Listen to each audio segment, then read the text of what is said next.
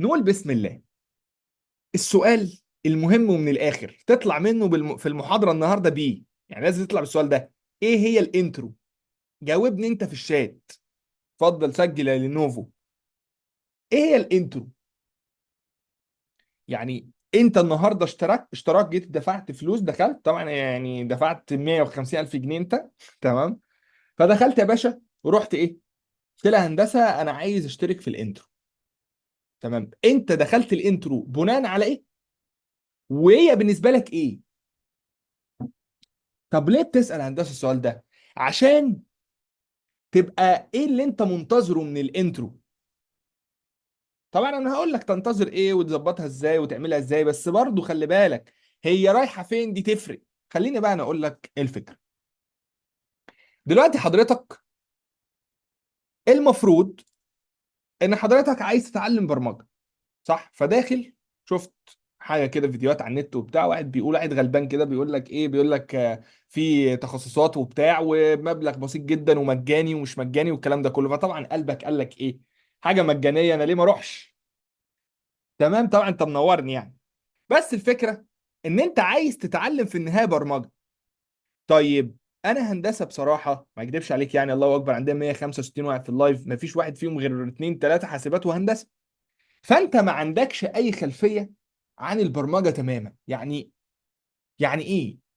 يعني لما تيجي كده الناس بتاعت هندسه وهندسه حاسبات، والناس بتاعت حاسبات، والناس بتاعت نظم معلومات، والناس بتاعت ذكاء اصطناعي، والناس بتاعت كليه علوم قسم حاسب، والناس دي كلها بتبقى سمعت كلام في الكليه عن البرمجه، عن الكود، عن المصطلحات المهمه والرئيسيه في المجال، حتى لو هو فاشل. يا هندسه وانا داخل تهزقني ولا ايه؟ لا، بس حتى لو انت ما ذاكرتش في الكليه وما اهتمتش بيها، هو سمع كلام في الكليه انت من بره الكليه ما سمعتوش تماما خالص. طب انا سمعته هندسه من اليوتيوب، كويس حلو، يبقى انت عندك نبذه برضو وهتفيدك. طب واحد ما سمعش اي حاجه، هي دي الانترو معموله ليه، ومعموله للي سمع طراطيف ومش فاهم حاجه. طب واحد مخلص وكان في حاسبات ومقطع الدنيا وبروبلم سولفنج وداتا ستراكشر والجوريزم، انت جاي تعمل ايه بقى النهارده؟ ما هو دي مش بتاعتك يا هندسه، انت بتقول لي اخرج ولا ايه يا عم؟ بس برضو التخصصات تبقى احسن ليه؟ لانك عندك النبذات اللي الشخص اللي جاي من كليه اداب، من كليه تجاره، من كليه حقوق، على راسي طبعا الكليات دي جامدين جدا، بس انتوا عارفين ايه؟ انا مش هتكلم، يعني انت كفايه انك عارف. فالفكره هنا انت ما بتدرس اي حاجه تخص البرمجه. يعني في تجاره مثلا انت بتدرس محاسبات، في قانون مش عارف، في حقوق، في اداب بتدرس تاريخ وجغرافيا وفلسفه، فعبري برضو زي اللي موجود.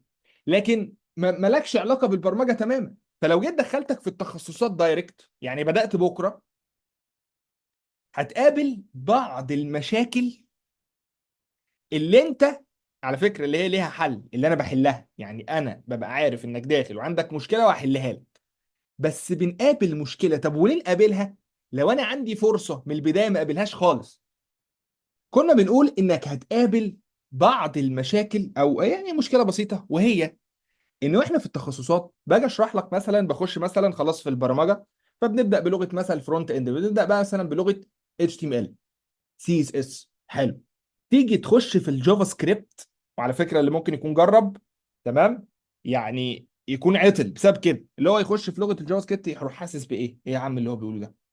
ايه ده؟ الجوريزم، داتا ستراكشر، فانكشن، اوبجكت، اري، ايه ده؟ ده لوغاريتمات حقيقيه، وهي فعلا تبقى لوغاريتمات مش هزار والله، يا الجوريزم فعلا. فانت بتلاقي نفسك ايه؟ تمام، مش فاهم حاجه. بيبدا ناس كتير تقع في الحته دي. ايه الصدمه اللي انا خدتها دي؟ انا كنت فاكر البرمجه سهل. طبعا لانه خد الدش ساقع مره واحده، ما تمهدلوش انه واحده واحده يبدا. لان هو طبعا سمع كلمتين على النت وبتاع، يلا انا اعلمك تخصصات. ده انا اللي بقول كده برضو، عاد ناس كتير كتير جدا بتقول كده، وهي الحقيقه ان فعلا هتتعلم والله. ولكن المشكله فعلا اللي بيبقى ليها حل اهو، ان انت تاخد حاجه تمهيدي تسمعك يعني ايه داتا ستراكشر، تسمعك يعني ايه OOP، تسمعك يعني ايه داتابيز، بحيث لما تيجي تخش في التخصص وانت بتدرس ويب، فرونت، باك، موبايل ابلكيشن، اندرويد، iOS، اي حاجه من الحاجات دي كلها، حتى ديسكتوب ابلكيشن، حتى لو خرجت بره تخصصات المنحه ورحت في AI، داتا ساينس، ماشين ليرنينج، اي حاجه من الحاجات دي كلها، تلاقي نفسك سمعت الجمل لما اجي اقول لك يعني ايه فانكشن، يعني ايه كودينج، تبقى فهمت يعني ايه كود اصلا. فهمت اللعبه؟ ده غرض الانترو. طب الانترو هندسه هتشغلني؟ الاجابه نو. يا هندسه الصدمه الكبرى دي انا فاكر، لا، مفيش شهر في الكوكب هيوصلك انك تشتغل. ليه وانا هولاكو؟ ده لو انت هولاكو نفسك مش هتعملها. امال الشهر ده فقط هو تمهيدي، شهر اوفر فيو عن عن التخصصات بتاعت البرمجه، عن لغات البرمجه، عن الجهاز الكمبيوتر البرمجه بيفهم لغه ايه وبيفهمها ازاي، ولغات البرمجه دي بتتكتب ازاي، واديك نبذات عن كل حاجه. يعني مش هتبقى برضو تنين.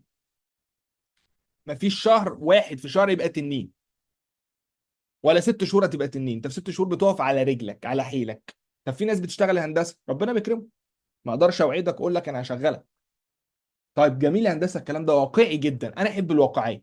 بمعنى ان احنا في خلال الشهر ده، من شخص لا يعرف اي حاجه عن البرمجه لشخص عنده اوفر فيو حلوه وكامله عن الحاجات المهمه اللي تساعدك وانت بتتعلم التخصص ما تقابلش مشاكل.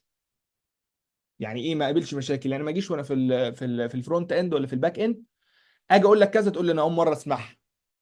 مفيش مشكله لو في معلومه اول مره تسمعها، برضو ما انت مش تبقى واخد كل حاجه في الكوكب، بس قادر تتعامل وقادر تبقى فاهم. الكلام ده انا بقوله لك ليه؟ مش انا اللي مخترعه، احنا بنقلد يا باشا. بس مش مخترعه ازاي يعني هندسه؟ هقول لك. انت لو جيت بصيت في الطبيعي، انت هندسه بتقول كده من اول محاضره. طب ما انا ممكن اخرج. لا يا باشا مفيش خروج، انت دخلت اتدبست خلاص معايا. فانا لو دخلت دلوقتي على النت ورحت عملت سيرش، طبعا اغلبكم عارفين، يعني لو انت مش عارف مفيش مشكله ديك بتعرف. لو دخلت على النت كل شويه تلاقيني في فيديوهات على فيسبوك على تيك توك ريلز بتاع مش عارف ايه، تعلم سي اس 50 قبل ما تخش مش عارف ايه، خد نبذه عن كذا. انا يا باشا انا اللي هناك ده. هتخش على النت تكتب كورس اسمه سي اس 50. الكورس ده مقدم من مين؟ من جامعه هارفارد. ليه بقى؟ عشان هو انتروداكشن لمين؟ والله لا انت مجاوب بقى، جاوبني في الشات. انتروداكشن لمين يا باشا؟ اهو. بسم الله الرحمن الرحيم، من جامعه هارفارد مش انا. انا من جامعه عبد الرحمن علاء. ها هنا ايه؟ بص، انتروداكشن لمين؟ للكمبيوتر ساينس، لعلوم الحاسب. فبيدي لك ايه؟ فبيدي لك نبذات، اوفر فيو عن حاجات مهمه. مش حاجات مهمه، الحاجات المهمه اصلا كلها اللي في مجال البرمجه بشكل عام. يعني ما يجيش يشرح لك فرونت اند، ما يشرحلكش باك اند، ما يديلكش تخصص الموبايل ابلكيشن ويجيب سيرته.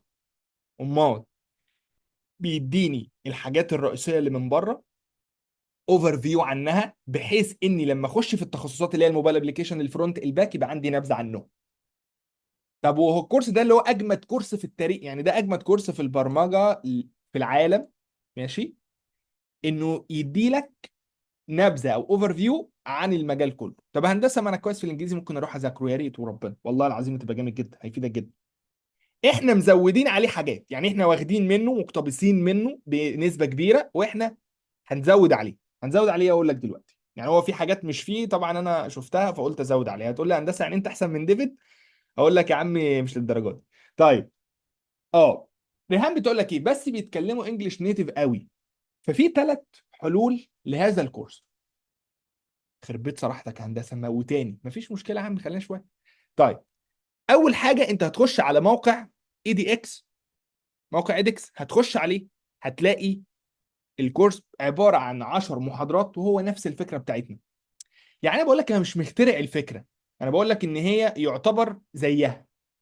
بس طبعا هم حجم في حته تانية واحنا في حته تانية. طب ليه هندسه بتقول كده؟ عشان الاجانب راكبين، يعني الامريكان راكبين الدنيا هنا راكبه. التكنولوجي احنا بناخدها من بره. فالتكنولوجي بتتعمل مثلا 2018 احنا بناخدها 2025. ليه يا هندسه؟ عشان احنا عندنا ايه؟ بطء في اللاسلكي. المهم ايه؟ هخش يا باشا هانرول واقدر اتفرج عليه ايه؟ يعني اتفرج عليه بالانجليزي بقى. طبعا ربنا يعينك بقى على ديفيد. لو انت شايفني بتكلم بسرعه فديفيد بيتكلم يعني 60,000 كلمه في 1 سكند يعني. تمام. فانا لو رحت دلوقتي خلاص الكورس ده بالانجليزي، حلو، اقدر اجيب الكورس ده مترجم. اللي باعت لي وعلى طريق سفر ده يا باشا، يعني ركز في السفر، ركز في السفر، سيبك من المحاضره، المحاضره هتتعود. ماشي. فانا دلوقتي الحاجه التانيه تلاقي الكورس ده فيه حاجتين: كورس مترجم يعني ناس مترجماه، هتلاقي زي ما تتفرج على فيلم اجنبي كده الترجمه عربي. لو عايزه ابعتهولك. و وكورس هتلاقي الناس معرباه بالعربي بقى، يعني على اليوتيوب هتلاقي ناس عامله الكورس بالعربي، واخدين نفس المحتوى بقى بالملي بقى، بيشرحوا بقى اللي ديفيد بيقوله هنا بيشرحوه هنا. هو طالع معترف بده، وده مش حاجه وحشه، احنا بنترجم الافضل يعني. تمام. فانا هبعت لكم، مفيش مشكله، ابعت لكم الحاجات دي كلها تذاكروه جانبيا. طب وانا هبعت لك الحاجات دي عشان تقارن؟ لا، مالكش دعوه، خلينا احنا ماشيين في التراك بتاعنا لسبب واحد. هو هنا برضو لو دخلت مثلا على كورس ايس 50، يعني رحت كده على اليوتيوب سيس 50، ورحت دخلت على اليوتيوب، فدخلت مثلا على القناه نفسها، يعني تعالى كده دخلت على قناه سيس 50 نفسها، فهتلاقي ايه؟ هتلاقي هو شارح لك اوفر فيو حلو قوي، ماشي.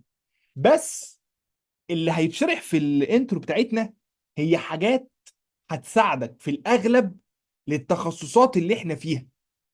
يعني انا ما تخيل واحد عارف دلوقتي بعد شهرين هيشرح لك ايه، فهلعب على الحته اللي هشرحها لك اكتر في الانترو.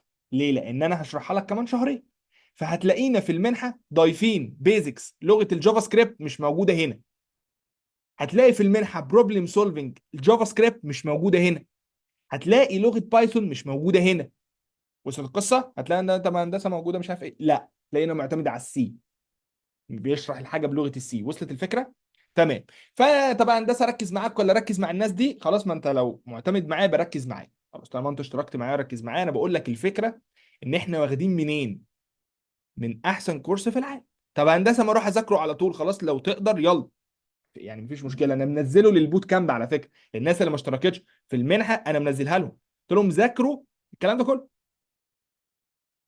ليه بقى؟ عشان لو هو مش عايز يشترك في المنحه، في الانترو، بس عايز عنده معلومتين يعملوا يعني برضو يعرفهم. فاهمني؟ طيب اديني ضنايه ولفايه لو انت واصل معايا لحد اللحظه دي وفاهم انا بقول ايه وبتكلم في ايه، و100% عندكش اي مشكله في الكلام اللي انا قلته. طيب، هاخد منكم وعد. بص احنا كام لفايه دلوقتي؟ 56.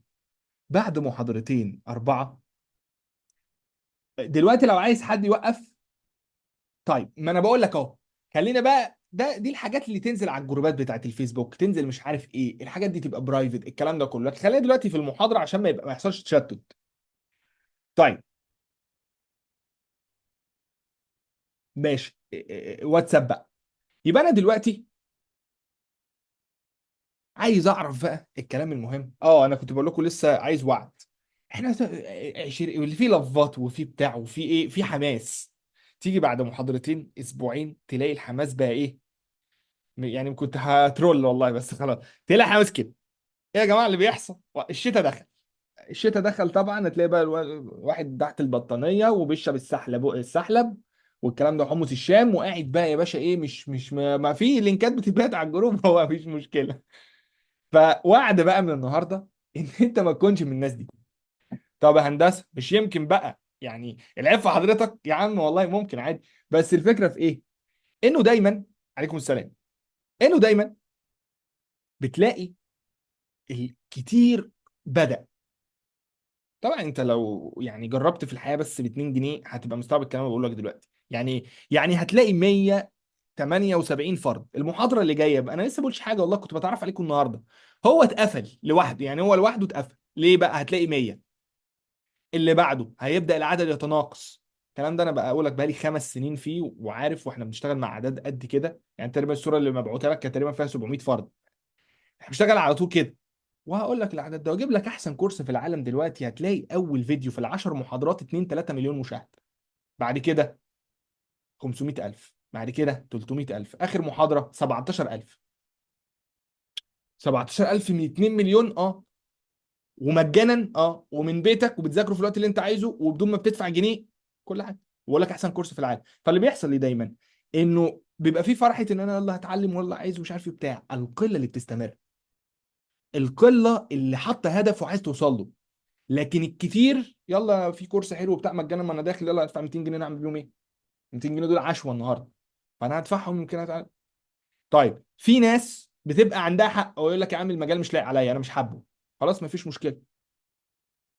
يعني في ناس تقول لك ايه المجال مش لايق، ايه مش لايق عليا، خلاص ماشي.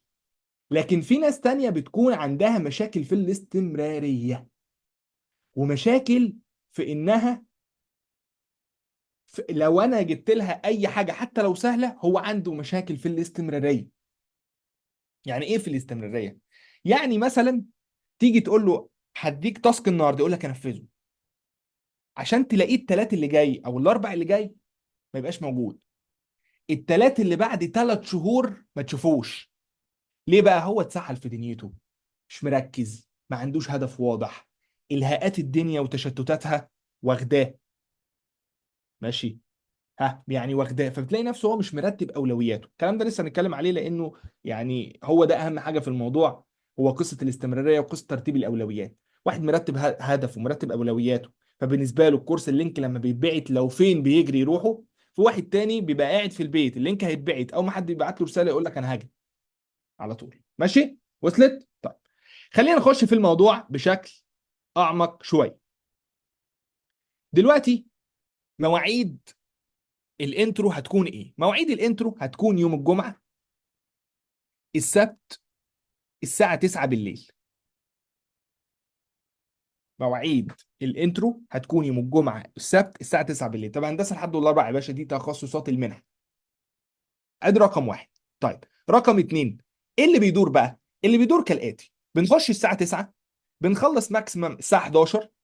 بعد ما الساعه 11 بتخلص، بعدها بساعه بساعتين بينزل لك تسجيل المحاضره على جوجل درايف. هتخش، كل اللي عليك هتضغط على اللينك، هتوصل لللينك، هتتفرج، عايز تحملها بتحملها.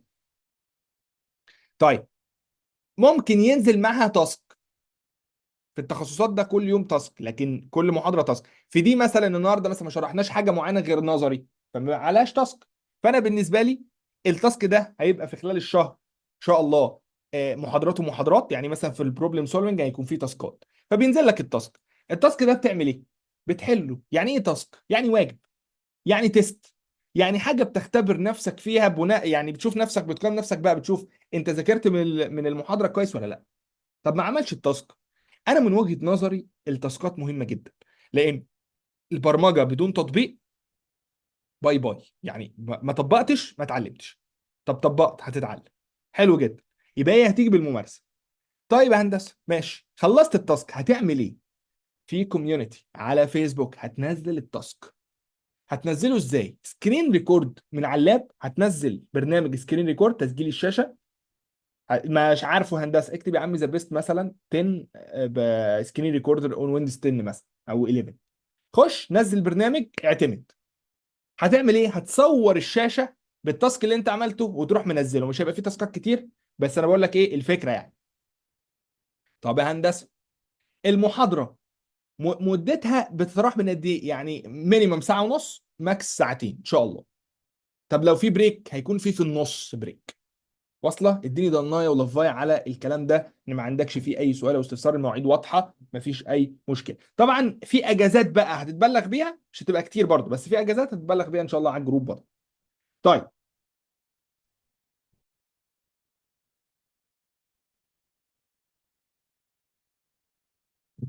حاجتين او 3 حاجات تطلع بيهم النهارده، هشرحهم انا دلوقتي. الحاجه الاولى، ايه هي البرمجه؟ ماشي، تمام.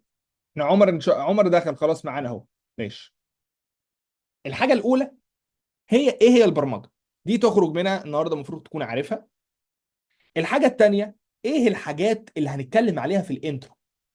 طبعا النهارده محاضرة يا مقدمة عن الانترو نفسها، فالمصطلحات اللي انت هتاخدها على مدار الانترو نفسها. والحاجة التالتة طبعا الأسئلة اللي بتدور في ذهنك من ناحية الإنجليزي، من ناحية الرياضة، الرياضيات، الحساب، من ناحية الشهادة، بالنسبة لك الشهادات والقصة دي كلها، من ناحية ازاي تطلع من الانترو مستفيد 100% وكأنها كورس غالي جدا، وفي نفس الوقت مش دافع حاجة يعتبر، وفي نفس الوقت ازاي تفيدني على مدار منحة التخصصات اللي هي 9 شهور. واصلة كده زي الفل؟ طيب، نرحب بقى بعمر. يلا بينا، جاهز؟ لو عمر الصوت لو جاهز، اكتب لي في الشات. طبعا باشمهندس محمد عمر هيكون معانا في الانترو في بعض المحاضرات، في بعض الحاجات اللي هنتكلم عليها. يلا بينا. محمد عمر. طبعا يا جماعه، باشمهندس محمد عمر يعني الله اكبر، حاجه كبيره جدا. تمام، انت ان شاء الله هنعرفكم عليه ونتكلم على الحاجات ونوريكم لينكد ان والحاجات دي كلها كمان شويه، ممكن في اخر المحاضره. طيب، خلينا ان ماشي، مش هخليك هوست بقى، خليك ايه، ان ميوت. ازيك يا هندسه؟ تمام. الحمد لله تمام. ايه انت الأخبار؟ سامعني كويس بس اهم حاجه. سامعين يا جماعه الصوت كويس؟ انا سامع كويس. ممتاز. مية مية. ايه الاخبار؟ انا الحمد لله تمام، انت عامل ايه؟ الكاميرا النهارده صعبه، ها؟ النهارده صعبه، ممكن المره الجايه. ماشي زي الفل. طيب، طبعا باشمهندس محمد عمر هيكون معانا في بعض المحاضرات ان شاء الله في خلال يعني احنا تقريبا من 8 ل 10 محاضرات ان شاء الله في خلال شهر.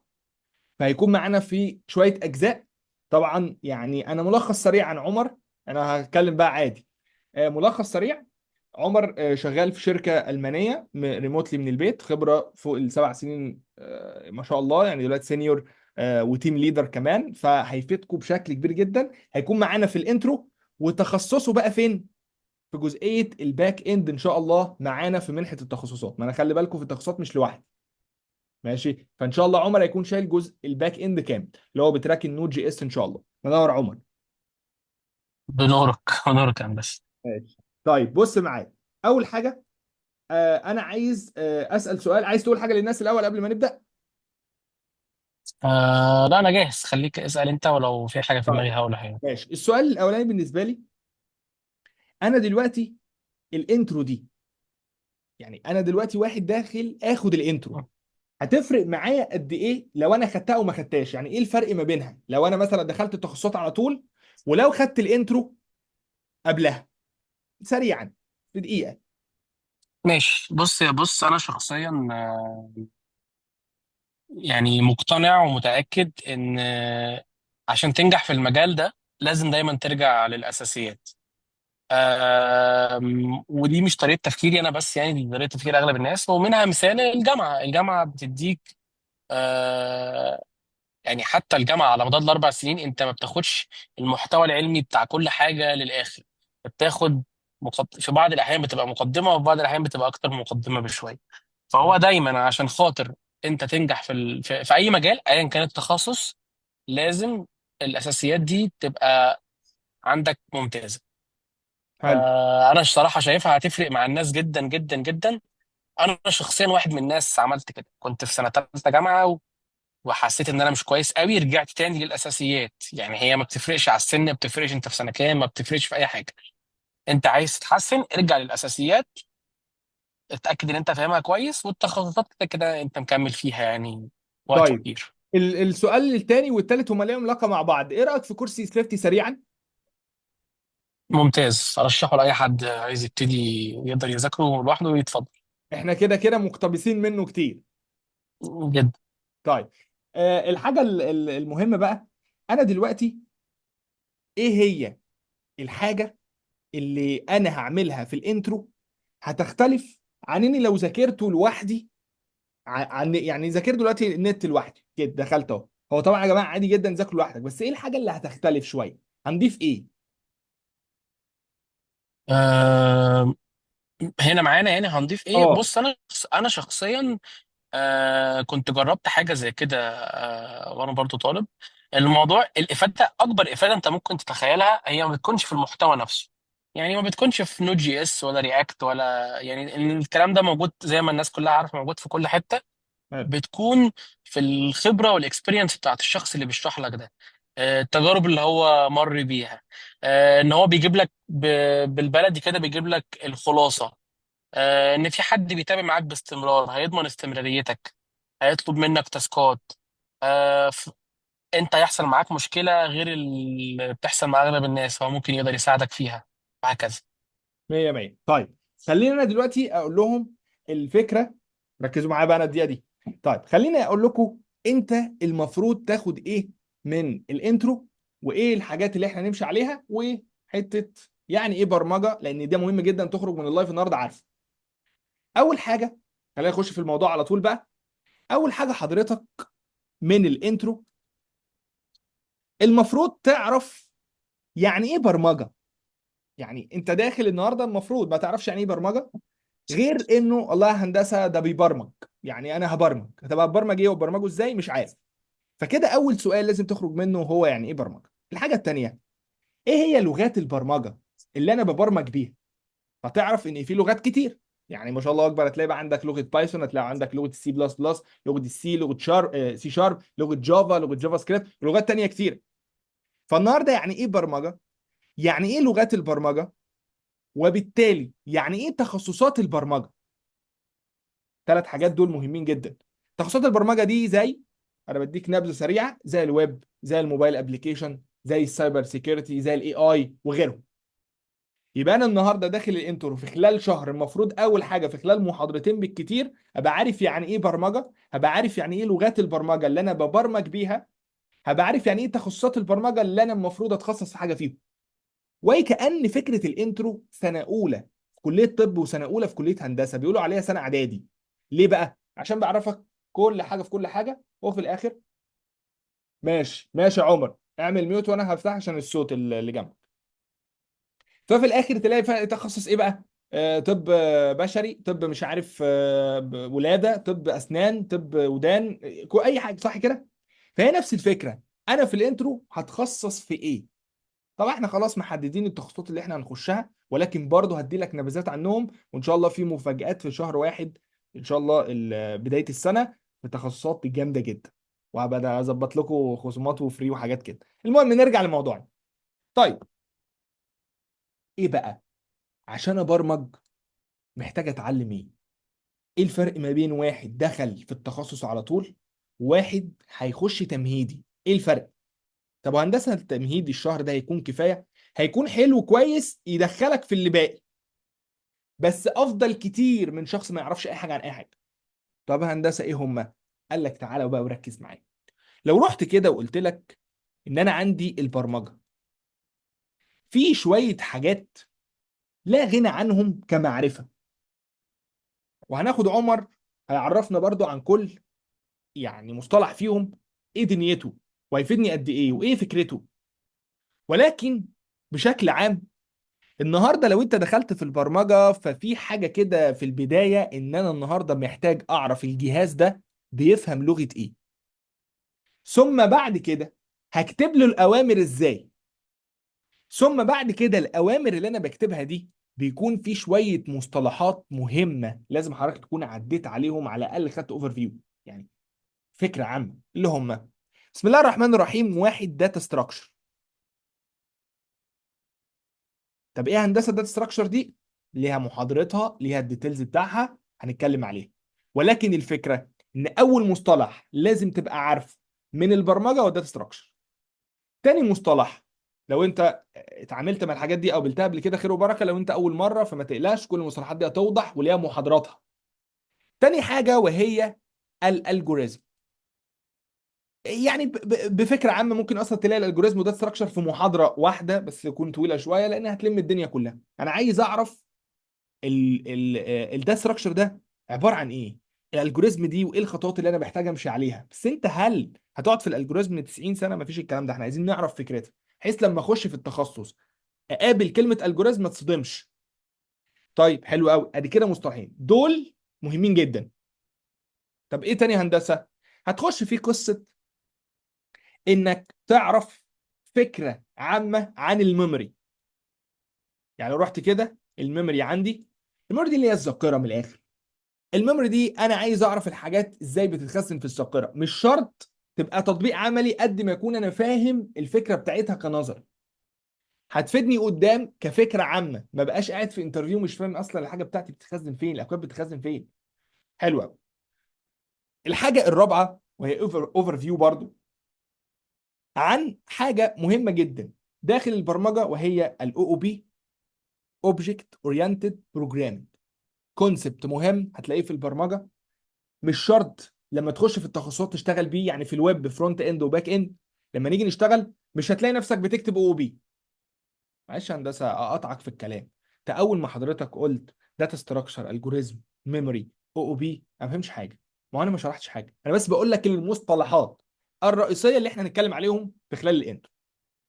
طيب يا هندسه، الاو بي دي فكرتها سريعا، هي يا دوبك بتحول الكود وكانه حقيقه. يعني تلاقي نفسك بتكتب الاكواد على نطاق الحقيقه، يعني تحسه ان انت بتخليه ريل حقيقي فعلا. زي ايه مثلا؟ زي لما اجي اقول لك الاوبجكت اورينتد بروجرام، الاوبجكت اللي هنا ده قصته سريعا يعني، بس احنا لسه هنتكلم عن الموضوع ده. زي الانسان، زي العربيه، زي البيت، زي مثلا الحيوان، زي مثلا الجماد اللي بتشوف في البيت. فبيكون بنبدا نحول الموضوع شويه لشبه حقيقه. مصطلحات تانية زي الداتابيز، هناخد عمر يعرفنا على كل مصطلح سريع. فانا النهارده هعرف داتا ستراكشر، هعرف الجوريزم، هعرف ايه الميموري وازاي الحاجه بتتخزن فيها، هعرف او او بي وازاي اكتبه، هعرف داتابيز. مش شرط اكتبها ولا اتعامل مع داتابيز، بس فكره داتابيز دي بشكل عام هي تخزين البيانات. مفيش موقع في العالم او موبايل ابلكيشن ما عندوش داتابيز، لازم قاعده البيانات دي يكون معايا عشان هي بتخزن فيها كل حاجه. فدول اهم المصطلحات لو انا مش مسقط حاجه الى حد الان. طبعا ده غير تخصصات البرمجه ولغات البرمجه والكلام ده كله. الحاجات دي كلها هتدرسها او هتكتبها او هنشوف كودها بايه، هتكون قبل ما انا اقول انت جاوب. خمن. هل هتكون بلغه السي، بلغه السي بلس بلس، بلغه بايثون، بلغه جافا سكريبت، بلغه الجافا؟ اختار لغه. ها؟ يبقى انا هندسه داخل الانترو اعمل ايه؟ انا شخص ما عنديش اي خلفيه سابقه، ما فيش اي حاجه تماما يا هندسه، انا مش جاي من كليات ذات علم زي هندسه وحاسبات والكلام ده كله، فجاي اخد هذه المصطلحات. لان انت النهارده وانت بتتعلم برمجه عارف المصطلحات دي، عندك اوفر فيو، وده اللي بيغطيه سي اس 50، واحنا هنغطي كمان اكتر منه. انا بقول لك اهو لان لسه هقول لك على الحاجات اللي هي مش موجوده هناك واحنا هنضيفها. ها؟ ادوني رايك طبعا كله. طب حلو. طبعا السي اس اس مش لغه برمجه عشان بس نبقى متفقين، السي اس اس لغه ستايل، لغه تصميم، مالهاش علاقه بلغات البرمجه. انت قصدك اكيد سي بلس بلس. طيب هناخدها بلغه بايثون. ادي كده رقم واحد، ما عندناش اي مانع ان احنا نعرفك على كل لغات البرمجه، يعني ما فيش اي مانع لو ما شبيهين بنسبه كبيره جدا مع بعض، يعني هو بيختلف طريقه الكتاب. طيب ايه اللي هيتضاف على الافكار العامه دي؟ اللي هيتضاف ان شاء الله، طبعا بعد ما تعرف اوفر فيو عن الستراكشر، اوفر فيو عن الالجوريزم، اوفر فيو عن الميموري، اوفر فيو عن الداتابيز او او بي بلغه بايثون، هتعرف البيزكس الخاصه بلغه البرمجه اللي هي الجافا سكريبت. ماشي؟ بلغه البرمجه اللي هي الجافا سكريبت. ليه بقى؟ النهارده واحد معاه لغه بايثون او فاهمها ولغه جافا سكريبت، خلص الكوكب. ليه بقى؟ اولا هتقدر تشتغل بسهوله، يعني مش قصه بسهوله ده لو انت مش تبذل مجهود، تبذل مجهود هتنفخ نفسك، بس هيوفروا لك شغل لان اللغات دي مطلوبه بشكل كبير جدا. والحاجه التانيه وهي انه لما تيجي تخش في التخصصات هتلاقي في الفرونت اند والباك اند لغه الجافا سكريبت، فلو عندي خلفيه عنها قويه اتعلمت، اقدر اتعلم تراكين بسهوله. بسهوله بقى لانك هتذاكر الفريم ورك واللايبرري بتوعهم. طيب لو رحت اتعلم تراك الداتا اناليسيز، اللي بالمناسبه تراك الداتا اناليسيز مفتوح للناس اللي اشتركت من بعد يوم 19، من قبل يوم 19 التراك ده هينزل ليكم بتفاصيل تانية لان انا ما كنتش ما اعلنش عنه. طيب فلو رايح للداتا اناليسيز هتروح للغه بايثون، فلو اتعلمت لغه بايثون وفهمت الدنيا هيوفر عليك كتير جدا انك تتعلم داتا اناليسيز، تبقى داخل تتعلم شويه مكتبات. انت متخيل الفكره؟ فاللغتين دول هيفيدوك في الخمس تراكات او الاربع تراكات اللي احنا هناخدهم في المنحه. وصلت القصه؟ هتاخد البيزكس بتاعت لغه جافا سكريبت ثم تختم بالبروبلم سولفنج. واللي ما يعرفش يعني ايه بروبلم سولفنج هقول لك دلوقتي. كده دي النظرة العامة من بره على شخص ما يعرفش اي حاجة عن البرمجة، فداخل الانترو في خلال 8 محاضرات بعون الله هيكون واصل له كل الافكار اللي قدامك دي. الاولاني تعرف يعني ايه برمجة وده المهم، بعد كده ايه تخصصات البرمجة، بعد كده ايه هي لغات البرمجة وايه الفرق ما بينهم شوية، بعد كده تاخد المصطلحات المهمة والرئيسية في المجال، اللي هي زي مثلا لما تيجي تكلم واحد في تجاره، ولا تيجي تكلمه في حقوق، ولا تيجي تكلمه في اداب، في حاجات رئيسيه هناك عامه الحاجات دي زي مثلا بيخش محاسبه مثلا، هل مثلا ما تعرفش ايه الفرق ما بين دين ومدين؟ محاسبه خلاص واصله لي، محاسبه تكاليف، محاسبه ضرائب، تخش في حقوق، في قانون الدولي، في قانون مش عارف ايه حاجات. فلما تيجي تخش في البرمجه هتلاقي مصطلحات رئيسيه ما فيهاش خلاف: داتا ستراكشر، الجوريزم، او بي، داتابيز. دول حاجات طبيعيه، كونسبت رئيسيه في المجال. طيب كل واحده بتودي الحاجات بس المهمين جدا، وهي الداتا ستراكشر، الجوريزم، يبقى عندك عنهم خلفيه. الداتابيز والاو بي بتزود يعتبر، لان مثلا الداتابيز دي هتبقى محتاجها في تراك الباك اند، لو واحد داخل فرونت بس مش محتاج ياخد عنها خلفيه خالص. طيب انا هندسه، حته طبعا البروبلم سولفنج والبيزكس بتاعت لغه الجافا سكريبت. طب انا هندسه دلوقتي خدت الانترو دي، يعني انا خدت الانترو دي، هي هتوصلني لايه؟ الغرض اللي هفضل اعيد وازيد فيه هي انها تخليك وانت بتتعلم معايا فرونت اند وباك اند ما تقابلش المشاكل اللي انا على مدار 5 سنين قابلتها مع الناس. وهي انه لما باجي اجيب سيره داتا ستراكشر، ولا اجي اجيب سيره مثلا يا عمي اري اللي هي داتا ستراكشر، واجي اقول له مش عارف كذا، يبدا دماغه تعطل، لانه ما تمهدلوش الفكره، هو خبط لزق معايا. فبخش في اول محاضره في الجافا سكريبت اروح خابط المعلومتين، تلاقي الواد يا عيني يغمى عليه. الا مين بقى؟ والله بقولها لك يعني قدام ربنا، الا الناس اللي بتكون سمعت الكلام ده قبل كده. الناس سمعته منين مش فارقه، سمعته من يوتيوب، سمعته من سي اس 50، سمعته من كليه حاسبات، من اي كليه تخص البرمجه، المهم ان تكون سمعت فكره. فتلاقي الواد معاك في اللايف بشرح لوب، والواد بيقوله، بيشرحه كمان احسن منك. ليه؟ عشان عارف عنده خلفيه، يقول لك ويكمل لك الكود.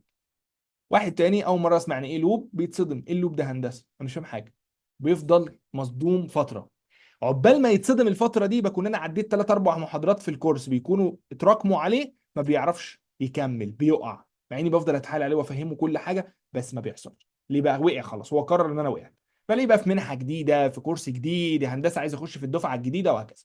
وصلت؟ ضمنها في الشات، لفاي في الشات على الافكار العامه اللي هناخدها في الكورس. وناخد عمر دلوقتي. جاهز يا عمر؟ الصوت تمام جنبك؟ طيب هنسأل مع بعض دلوقتي عمر عن اغلب المصطلحات، وكل مصطلح هو بيشير الى ايه وهيفيدني في ايه وايه فكرته. فنقول بسم الله. طبعا لسه قدمت يعني ايه برمجة، ودي يعتبر الختام مع الأسئلة الشائعة اللي بتدور في ذهنك، اللي هيكون فيها إجابات فاصلة قاطعة. ناخد عمر. طيب معاك. يلا بينا عمر. انا دلوقتي السؤال اللي بيدور في ذهن الناس كلها اكيد دلوقتي، هو انا دلوقتي يعني هعرف يعني ايه برمجه، بس عايز يعني ممكن تديني نبذه سريعه عن البرمجه الاول، لان يعني عايزين نفتكر انه مفيش اي خلفيه. فانا يعني ايه برمجه عشان اعرف يعني ايه ده ستراكشر اصلا. تمام. ماشي. بس. فالبرمجه دي آه عباره عن ايه؟ انا هتعلمها هعمل بيها ايه وايه لازمتها؟ طيب خليني قبل ما اقول لك يعني ايه برمجه نتكلم دقيقه كده. يعني ايه كمبيوتر، او الكمبيوتر موجود فين؟ يلا. الناس فاكره الكمبيوتر موجود فين، فاكره ان الكمبيوتر موجود الجهاز اللي بقعد عليه في البيت بس، لا. او اللابتوب بتاعي بس، لا.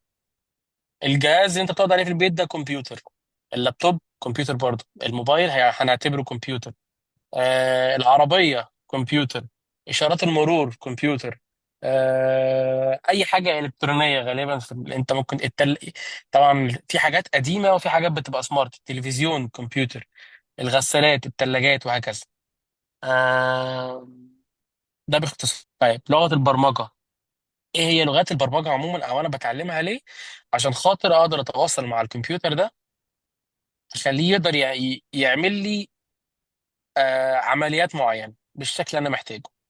عايز اشاره المرور تشتغل بكل 30 ثانيه تنور لون مختلف، او يعني احمر، اخضر، اصفر، وهكذا. عايز اخلي العربيه لما يحصل ايرور لما درجه الحراره تعلى يظهر لك على شاشه العربيه ان درجه الحراره عاليه. عايز اعمل حاجه زي فيسبوك، سواء على الويب او سواء على الموبايل. حلو. كل دي تطبيقات كتير قوي ممكن نستخدمها. بنعملها ازاي؟ الكمبيوتر ازاي بيسمع كلامنا؟ عن طريق لغه البرمجه دي. فهي لغه التحكم في الاله او في الكمبيوتر اللي بتخلينا نتحكم في الكمبيوتر عموما. ده ببساطه يعني سريعا. حلو. طيب خليني برضو انا اخش معاكو، انت معاك وقت عمر ولا ايه؟ انا معاك، اسال عادي. ماشي طيب. انا عايز برضه اقول لكم حاجه في حته يعني ايه برمجه، لانه انت في الاول، دي البدايه، قبل اي حاجه وقبل اي مصطلح من المصطلحات اللي احنا عايزينها، اللي هي ده ستراكشر الجوريزم او بي الحاجات دي كلها، قبل ما اعرف الكلام ده كله انا محتاج اعرف يعني ايه برمجه. وزي ما قال عمر، ان النهارده كل الاجهزه السمارت اللي انت بتشوفها فهي يعتبر متبرمجه. فانت، ما هي الاله الحاسبه دي عشان تعمل لك حاجه ما هي متبرمجه عشان تعمل لك ده. واصله معايا؟ الحاجات السمارت اللي بتبقى في البيوت ما هي متبرمجه عشان لما تقول له بم يقول لك بمين. واصله؟ طيب، نرجع بقى للموضوع ممكن من قبل كده كمان. لو انا النهارده ده الليفل اللي انا وصل له في الحياه، في الاصل انا بتعلم برمجه ليه؟ او يعني ايه برمجه اصلا من الاصل؟ ما تديني رايك، قول لي ايه هي، يعني ايه وليه وازاي. اديني، ابدع في الشات. ها، يعني ايه برمجه وليه بتعلمها وازاي بتعلمها؟ عمر خليك موجود عشان عندنا أسئلة مهمة. أسئلة الشائعة مهمة جدا. ها، يعني حل مشاكل. أنا هجاوب، هقرأ الأسئلة وهخطفكم دلوقتي خطفة تقيلة. حلو. ممكن تكتب لنا كل المصطلحات بشكل عشان ما نكتب وراك عناية الاثنين منار في الآخر أعمل لك شيت كده في واديهولك، وده الكلام كله ينزل على الجروبات ما تلاقيش يعني. طيب هشرح بس الحتة دي يا عمر معلش عشان هموت وهشرحها. مجموعة خطوات تساعدنا لحل مشكلة معينة. هي لغة معينة الكمبيوتر بيفهمها. ماشي. القدرة على فهم المشاكل وحلها والتعامل معها بشكل عام. على فكرة أنا مبسوط جدا. يعني أنتوا بتقولوا ما عندناش نبذات خالص أو عندنا أي حاجة، فواضح إنه في جمل، واضح إن أنتوا عملتوا سيرش، واضح إن أنت دخلت شفت فيديوهات، فده كويس يعني. يعني أنا مبسوط لأن هو في الحقيقة اللي هيستمر هو اللي بيعرف يعمل سيرش وبيسلك في أي حتة يعني. ماشي. يلا بينا بس خلص لك أنا القصة دلوقتي. نقول بسم الله. وتأكيدا على كلام عمر، ان انا دلوقتي بتعلم البرمجه عشان هي عباره عن، طبعا انت مالكش دعوه علاقه بالخط الرائع ده. بتعلم البرمجه دي عشان اقدر اعطي شويه اوامر، ادي شويه اوامر لجهاز الكمبيوتر بتاعي او الماشين بتاعتي. يعني انا هديله شويه اوامر دي عشان ينفذ لي حاجه معينه، تاسك معين، بروجرام معين، برنامج معين. يعني انا هكلم جهاز الكمبيوتر، هديله شويه اوامر واقول له نفذ لي كذا. انت يا كمبيوتر نفذ لي الحاجه الفلانيه، اعمل لي الشيء الفلاني. ها، عشان يعمل ايه؟ عشان في النهايه يطلع لي تاسك معين. التاسك ده ممكن يكون ايه؟ دي لعبه تانية تعالى اقولها لك. ولكن بغض النظر عن هو هيعمل لي ايه، هو انا محتاج اعرف انا هديله شويه الاوامر دي ازاي. طب واحده واحده يا هندسه، واحده واحده. يعني انت بتقول لي انا هكلم جهاز الكمبيوتر بتاعي، التليفون بتاعي هكلمه عشان اديله شويه اوامر؟ ايه الرخامه دي؟ ما انا قلت لك خلاص بقى ابعت بقى. ايوه هو رقم. فانا قلت لك بقى ايه؟ حد الجهاز ده شويه اوامر. الاوامر دي بنقول عليها ايه؟ بنقول عليها الكودينج، بنقول عليها السورس كود، بنقول عليها اوامر. انت هتدي جهاز الكمبيوتر بتاعك شويه اوامر، زي انت واحد صاحبك قاعدين وبتاع وبتتكلموا مع بعض. فانت مش هنقول لك بقى بتدي له اوامر، انت بتعمل ايه؟ انت بتتحدث معاه بتكلمه. طب اكلمه ازاي؟ انا محتاج اكلم جهاز الكمبيوتر، اكلمه ازاي؟ انا عرفت خلاص يا هندسه ان انا هديله شويه امر. طب اديها له بقى ازاي بقى؟ الكمبيوتر ده اديها له ازاي؟ تديها له انت ازاي بقى؟ هل اكلمه واديها له بايه بقى؟ بلغه انجليزي، ولا اديها له بلغات برمجه، ولا اديها له بلغه فرنسيه؟ هندسه انا بحب الاسباني وانا بموت في الالماني، وانا بموت في عبده موته. دخلت على طول. حلو قوي. يبقى انا المفروض نكلم جهاز الكمبيوتر بتاعي وادي له شويه الاوامر عن طريق إيه؟ لغات البرمجه. فاقدر اقول لك ان انت حضرتك بتتعلم لغات برمجه عشان تكلم جهاز الكمبيوتر بتاعك، تديله شويه اوامر فينفذها، فيطلع لك شويه تاسكات. التاسكات دي هتبقى هي تخصصات البرمجه. يا هندسه ده واحده واحده. انت هتكلم جهاز الكمبيوتر، هتقول له اعمل لي كذا. عشان تقول له اعمل لي دي هتقول له بلغات برمجه. وهو لما ياخد شويه الاوامر دي او لغات البرمجه دي او السورس كود ده، ينفذ لك تاسك معين. التاسك المعين ده بقى تخصصات البرمجه اللي لسه هنتكلم عليها. ممكن تخلع سنانك، تلعب في ودانك، تغمض عينك، تخصصات الطب. هناك تخصصات البرمجه، لما اعمل التاسك الفلاني ممكن يعمل لي كذا، يعمل لي كذا، يعمل لي كذا. دي تخصصات عالمي و100%. طب معلش، واحده واحده هندسه وارجع معايا من الموضوع. هو دلوقتي جهاز الكمبيوتر اللي قدامي البي سي ده، انا عشان اكلمه هتعلم مين؟ والله لا تقول. هتقول والله. هتيجي هتتعلم ايه؟ هتعلم لغات البرمجة. ولا إجابة. بشرح لنفسي يا ناس. حلو. تسلم ايديك. تاخدوا وقت في الشات، انتوا لسه مبتدئين ولا ايه؟ طيب، فانا دلوقتي هتعلم لغات البرمجة دي، بس عندي سؤال هندسة. لما بروح اكلم واحد صاحبي بيبقى بيفهم عربي، فبقول له هل او ماذا، بيفهمها. بقول له ازيك عامل ايه، بيفهمها. طب انا لما اكلم جهاز الكمبيوتر، هو بيفهم ايه؟ عشان انا مش عارف اكلمه اقول له ايه؟ اقول له ازيك حضرتك عامل ايه؟ هيرد يقول لي ايه؟ ما انا مش عارف اكلمه ازاي بقى؟ يبقى البرمجه هي اللي بتخليني ان انا اكلم جهاز الكمبيوتر بتاعي عشان انفذ حاجه. حلو. طب هو بيفهم ايه عشان اكلمه؟ قال لك بيفهم وما بيفهمش غيرها. بيفهم وما بيفهمش غيرها. ما بيفهمش غير الصفر والواحد. ايه الصفر والواحد ده؟ قال لك دي لغه اسمها الباينري سيستم. مصطلحاتك كترت يا هندسه، وانا ما تكتبش حاجه وما تركزش في حاجه، افهم بس الفكره العامه. كل ده يتعاد كتير كتير لحد ما تزهق. فالصفر والواحد اللي قدامك دي هي لغه الباينري سيستم، بنوع باينري كود. هي عباره عن اصفار ووحايد، صفر وواحد، ترو فولس، شغال ومش شغال، يس نوت، اوكي نوت اوكي. صفر وواحد.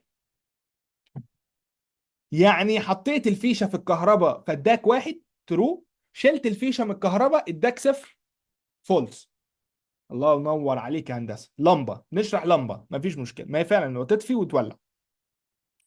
فانا لغه الصفر والواحد دي اللي هي بقى لغه صاحبك العربي. فكده اصبحت ان حضرتك عشان تكلم جهاز الكمبيوتر البي سي ده، عشان تكلمه هتتعلم له ايه؟ عشان خاطر جيب. لو بتعزني جيب. ها، يبقى انا كده اتعلم له ايه؟ هندسه اظبط الكلام بقى، انت قلت لغات البرمجه. لا يا باشا، انت كده محتاج حضرتك تتعلم له لغه الصفر والواحد اللي هي الباينري. صح كده؟ قال لك يا عم الموضوع ده بشع ورخم وزهقنا منه وقدم، والعيال بتاخده في اولى حاسبات بس. في اول ترم بيعرفك ايه الباينري كود ده والدنيا ويشقلبك وعلى طول امشي. ليه بيعرفك الكلام ده؟ عشان بس تعرف الدنيا ماشيه ازاي من تحت خالص. اهو واحد من حاسبات بيقول لي حصل اهو وشاهد شاهد من عليه. طيب ماشي. ايه الصعب فيها؟ ما انا اروح اتعلم بقى صفر واحد، اكتب صفر واحد ازيك عامل ايه صفر واحد. هتقعد بقى تكتب جمله هلو وورلد، او تكتب تقول له عامل ايه بالصفر والواحد، شوف هتكتب قد ايه. طب يا هندسه ما ده مش فاهم برضه. تعالى يا عم، لو رحت دلوقتي قلت لك اكتب لي رقم 18، اشمعنى 18 مش عارف والله بس عادي يعني. 18 بلغه الباينري كود. بص 18 اللي انت بتعملها تتكتب ازاي. بص مثلا، بص يا سلام، واحد صفر صفر واحد صفر. تخيل بقى لو عايز تكتب 1830 هتعمل ايه؟ موال. هتقعد فتخيل بقى لو عايز تكتب اسمي بالكامل بقى، اسم انا عبد الرحمن علاء عبد الخالق عبد الواحد. يعني بص انت عشان تعمل كل ده ممكن تروح في مارينا. طيب حلو قوي هندسه. يبقى انا مش هتعلم لغه صفر الواحد، امال هعمل ايه؟ هتعلم لغات البرمجه اللي هي الحديثه، اللي هي بقى من 1970 بقى، سي وسي بلس بلس وجافا وسي شارب، واللغات بقى اللي طلعت في التسعينات زي مثلا جافا سكريبت في 95. هي كانت في 93 بس اتغير اسمها في 95. حلو. يعني انا وبي اتش بي وبقى قلت لها هندسه بس انا جاي من حته وعارف ان في فرق ما بين لغات البرمجه والسكريبت لانجوج. اقول لك يا عم مش وقته دلوقتي، انت جايب المعلومات دي منين وانت مبتدئ؟ هقول لك ماشي، يبقى انا دلوقتي محتاج اتعلم لغات البرمجه بدلا من الصفر والواحد، لان ادمت وبقت صعبه والدنيا تطورت عالمي. السؤال لحضرتك، انا لما اتعلم هذه اللغات البرمجه اللي هي جافا، جافا سكريبت، دي مختلفين، سي بلس بلس، سي شارب، بايثون، كل، انا دلوقتي هتعلم دول وهروح اكلم جهاز الكمبيوتر، وانت حلفت لي بالله، حلفت لي بالله وقلت لي انه البي سي الجميل ده ما بيفهمش غير لغه صفر وواحد. اذا سؤال ليك يا هندسه اللولبي، هيفهم لغات البرمجه ازاي وهو ما بيفهمش غير لغه صفر وواحد؟ ها؟ ها؟ روح تتكلم واحد اسباني، روح تجيب جوارديولا وعايز تكلم، اشمعنى جوارديولا؟ فانا دلوقتي هكلم جوارديولا، يعني هكلم، عايز اتكلم جوارديولا بيفهم ايه؟ انا ما اعرفش، هو مسلم يعني، هو بيفهم اسباني، او هو في اسباني او برتغالي، صح؟ صح. انا بتكلم عربي، ولو يعني كلمتني بالعربي الفصحى شويه هبقى فصحى في خالص. فعشان اتواصل معاه هكلمه ازاي وهو يكلمني ازاي؟ جبنا مدير فني في النادي الاهلي ونادي الزمالك، جوميز لما طرقع الاهلي كده ايه اللي حصل؟ كان بيسقف على وش العيال في الملعب، بيعمل لهم كده. بيعملوا كده ليه؟ عشان يفوقوا، بس هو مش عارفين يتكلموا بعض. ففي واحد كان بيقف في النص، طبعا زملكاوي عشان بس. ففي النص كده بقى ايه؟ وسيط، مترجم، بيترجم، بيودي وبيروح. قال لك الكلام ده كله على نفس نمط الحياة، اهو على نفس نمط الكمبيوتر، في النص حاجة اسمها كومبايلر، مترجم، كومبايلر، او انتربريتر. يا كومبايلر يا انتربريتر، والاثنين بيدونا نفس الفكرة. فده المترجم اللي بيوصل ما بين لغة البرمجة بايثون، جافا سكريبت، سي بلس بلس، سي شارب، كل اللغات دي، إلى لغة الصفر والواحد عشان جهاز الكمبيوتر يفهم. يبقى الأوامر هتكتبها بلغات البرمجة، السورس كود، الكودينج، في النهاية لازم تتحول إلى لغة الصفر والواحد عن طريق الكومبايلر المترجم عشان جهاز الكمبيوتر يفهم. اديني صورة ونختم القصة دي. تعالى يا ريس، لو رحت قلت لك دلوقتي اكتب لي باينري كومبايلر سي بلس بلس، ورحت على الصور، ورحت دخلت مثلا، دخلت مفيش ولا صورة عدلة ولا صورة عدلة، ها؟ مفيش. كل ده انا مش شايفه ايه؟ مفيش حاجة حلوه. نرجع نكتب باينري، فتروح نشوف نبص نفتح دي لذيذة، ماشي، ولا اي صورة من دول غير دي حلوه، دي جامدة جدا. ايه يا عم؟ وريني يا عم. حضرتك هنقعد نتعب مع بعضينا 10 شهور بقى، احسب الشهر على التسعة بقوا 10، عشان حضرتك انا اعلمك وعمر يعلمك هذه الافيه اف، سوري، هذه الاف، هذه الالس، هذا الكود اكبر من، يساوي، إيه الفرق ما بين واحد يساوي واتنين يساوي. هقعد انا اعلمك السورس كود ده، هقعد اعلمك ده سورس بروجرامر، بروجرام فايل، ده الكود، دي لغات البرمجه. فبعلمك سي، بعلمك بايثون، بعلمك جافا سكريبت، بعلمك بي اتش بي، اعلمك اي لغه حلو اتعلمناها، لازم تترانسليت عن طريق الكومبايلر الى السي بي يو بروجرام كود، الباينري كود اللي هو عباره عن الاصفار والوحايد. لو رحت شفت هلو عشان تطلع كلمه هلو وورلد، قلت له برنت اف هلو وورلد، بص اهو، اطبع لي هلو وورلد. لان البرمجه في طريقه كتابتها او لغات البرمجه في طريقه كتابتها شبه لغه الانجليزي، فبتلاقي برنت يطبع، هلو وورلد اهل العالم، اف لو، إلس غير لو، فاهم؟ فانا دلوقتي لو جيت قلت له برنت اف هلو وورلد ريتيرن زيرو، رجع لي صفر مثلا، فتحولت الكود اللي احنا نتعلمه لايه بقى؟ جاوبني، اضربني، ها اتحولت ليه؟ ها انا مش شايف اجابه وايدي لسه عطلان، اه انا ايدي اهو. اتحولت لغه الصفر والواحد عشان جهاز الكمبيوتر يفهمها عن طريق ايه؟ ها، عن طريق ايه؟ عن طريق الكومبايلر او الانتربريتر. ما الفرق بين الانتربريتر والكومبايلر؟ ايه الفرق بينهم؟ دي قصه لسه هنتكلم عليها. عالمي 100 100. اديني ضنايا نسبه من فهمك الى حد الان يعني ايه برمجه ولغات البرمجه وكومبايلر وازاي بتتحول. لفات 14 لفايه، نعمل تيم خماسي 5 ضد 5 وننزل نلعب في الجنينه. 100 100. 50. طب هاتولي ال 50. 100 100. 10 10 عليك. طب نعمل ستوب ريكوردنج على الجزئيه دي ونعمل ريكورد جديد مع عمر على المصطلحات الرئيسيه اللي محتاجين نعرف فكرتها سريعا. يلا ستوب. يلا عمر. طبعا عمر بره، فيعني يشكر ان هو داخل معانا بصراحه. آه، فيشكر ان هو داخل معانا، عايز يفيد. يعني عمر عايز يحاول ان هو يديكوا اي معلومه. يعني هو كان ممكن النهارده يعتذر عن المحاضره بس هو ما حبش ده. فاحنا يلا بينا عمر. يلا بينا. عايز تمشي اسئله ولا عايز اه تمشيها سريعا يا ازاي؟ عمر كده قول لي داتا ستراكشر الجوريزم نبذه عنه نظري. يعني عرفني داتا ستراكشر الجوريزم دول هيفيدوني في ايه. انا واحد جاي لك اهو، انا منار، انا عمر جاي لك مش عارف اي حاجه. يعني قول لي داتا ستراكشر الجوريزم ممكن يفيدوني في ايه. ماشي. طب احنا هنشرح ايه بالظبط؟ عشان عايز اكتر حاجه في دماغي. هنتكلم على ايه يعني؟ داتا ستراكشر والجوريزم وميموري وايه تاني؟ واو بي وداتابيز. انا اهم حاجه بالنسبه لي الداتا ستراكشر الجوريزم، لان الاو بي والداتابيز لسه بعيد شويه. الداتا ستراكشر الجوريزم هم انت عارف ان هم اهم حاجه. قول لي نبذه عنهم او ايه هم. طيب جاي لي الاسئله دي اصلا. ماشي خلاص. بص يا سيدي، طب انا كنت حابب اتكلم عن الميموري الاول عشان نفهم ما فايده يلا الكلام ده. يلا. طيب بص يا سيدي انت، الناس اللي عارفه الجهاز الكمبيوتر عندنا بيتكون من شويه حاجات بسيطه زي البروسيسور اللي هو بيسمى السي بي يو، وعندي الرامات اللي هي الرام اللي هي الميموري، وفي ناس بتقول ان الرام دي اللي بتحدد سرعه الكمبيوتر، وفي عندي الهارد ديسك العادي اللي هو القرص الصلب زي ما بيتقال بالعربي كده، اللي بنخزن عليه المعلومات. تمام.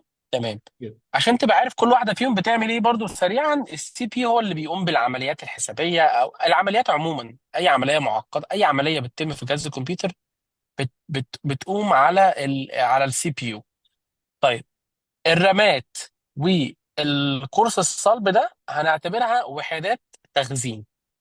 بس الرامات بتبقى اسرع بكتير جدا جدا جدا جدا من القرص الصلب. ومستخدمه في ايه؟ طيب الرامات دي اللي هي الميموري بستخدمها في ان اي حاجه، اي عمليه جمع، اي عمليه انت مثلا بتشغل فيلم، بتكتب برمجه فبتعمل عمليه معينه، بتتخزن في الرامات وبعد كده بتتحرك من الرامات للبروسيسور. ليه بتتخزن في الرامات على طول يا باشمهندس؟ ليه ما بنخزنهاش في القرص الصلب؟ لان طبعا زي ما انتم عارفين الرامات زي ما انا قلت اسرع بكتير جدا جدا جدا. حلو. في الطبيعي هتلاقي مساحه الرامات بتبقى مثلا 8 جيجا 10 جيجا، مساحه الكورس الهارد نفسه ممكن تبقى 250 تيرا 2 تيرا 3 تيرا وهكذا. حلو. طيب انا بقول كل الكلام ده ليه؟ عشان خاطر اوصل لنقطه ان الميموري، تمام، هو المكان اللي انا بخزن فيه بعض البيانات المهمه جدا جدا جدا، اللي حجمها ما ينفعش يبقى كبير. يعني ما ينفعش اخزن فيها العاب، ما ينفعش اخزن فيها الفيلم كامل، ما ينفعش اخزن فيها كذا. بخزن فيها العمليات اللي انا عايز انقلها للبروسيسور، لان البروسيسور بتاعي ده اسرع حاجه عندي في الجهاز. بيقدر يقوم، يعني خلينا نتكلم في 2024 دلوقتي، اقل بروسيسور ممكن يقدر يقوم بمليون او 3 مليون عمليه في الثانيه الواحده. ف العمليات دي مثلا هو بيجمع مثلا رقمين، فهو عايز يخزن الرقم الاول رقم كذا، الرقم الثاني رقم كذا، الرقم الثالث اللي هو بيساوي المجموع بيساوي ده زائد ده. بيخزن كل الكلام ده فين؟ في الميموري. فهي الميموري دي اللي هي بالعربي الذاكره، هي المكان اللي البروسيسور بيستخدمه عشان خاطر يخزن فيه البيانات المهمه بالنسبه له في اي عمليه، ويقدر يجيبها ويتعامل معاها بشكل سريع جدا جدا جدا. في حاجه اخيره بس عشان خاطر قبل ما نقفل على الرامات. الرامات دي بتسمى بيانات متطايره. يعني ايه بيانات متطايره؟ يعني لو الكهرباء قطعت كل حاجه فيها بتتمسح، مم. عكس الهارد ديسك او اللي هو الهارد العادي، بيقدر يخزن بيانات غير متطايره ثابته. حلو جدا، عشان ماشي.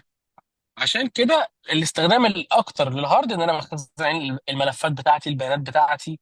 انما العمليات الحسابيه وشغل السي بي يو والبرمجه بمعنى اخص، هنتكلم طبعا بالتفصيل عن الكلام ده كله بالتفصيل، انا بس بديك مقدمه سريعه زي ما باشمهندس قال. بتتخزن في الرامات. حلو قوي. طيب، حلو قوي الكلام ده. طيب احنا كده بنخزن بيانات في الرامات، بتتخزن ازاي يا باشمهندس؟ يعني هي البيانات بتتخزن ازاي؟ بتتحط ازاي؟ انت زي ما انت قلت لي دلوقتي ان انت عندك انت قلت لي في عمليه جمع عاديه.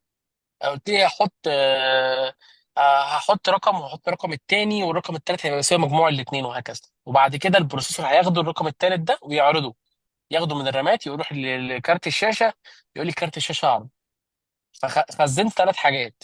مم. طيب، لو انا مثلا بعمل حاجه معقده شويه وبخزن اسم حد ده بقى مش رقم، ده بيبقى ممكن مجموعه حروف كبيره جنب بعض، ماشي. بنعمل ايه؟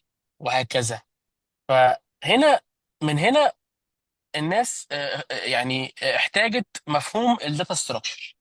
الداتا ستراكشر دي هي شويه اشكال اللي بقدر اخزن فيها الداتا في الرام عندي. يعني انا بضطر احول البيانات عندي، اعمل لها فورمات، اعمل لها تنظيم، اعمل لها اجزائها كده، اقسمها على شكل معين. تمام.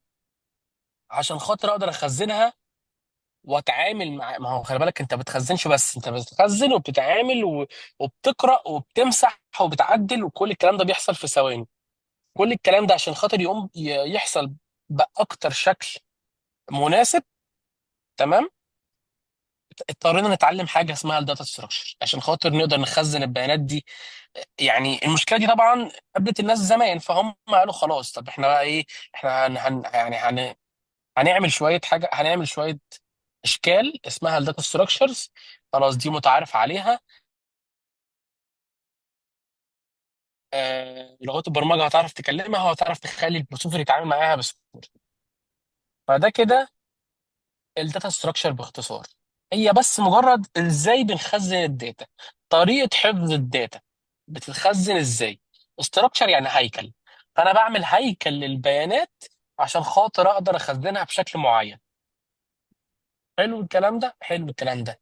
جينا بعد كده بقى قال لك الالجوريزمز او بالعربي الخوارزميات. كلمه ممكن في البدايه كانت بتخوفني انا كمان، يعني هي بتخوف اي حد، وكلمه كانت مخيفه جدا. بس هي ببساطه الموضوع ابسط مما انت متخيل.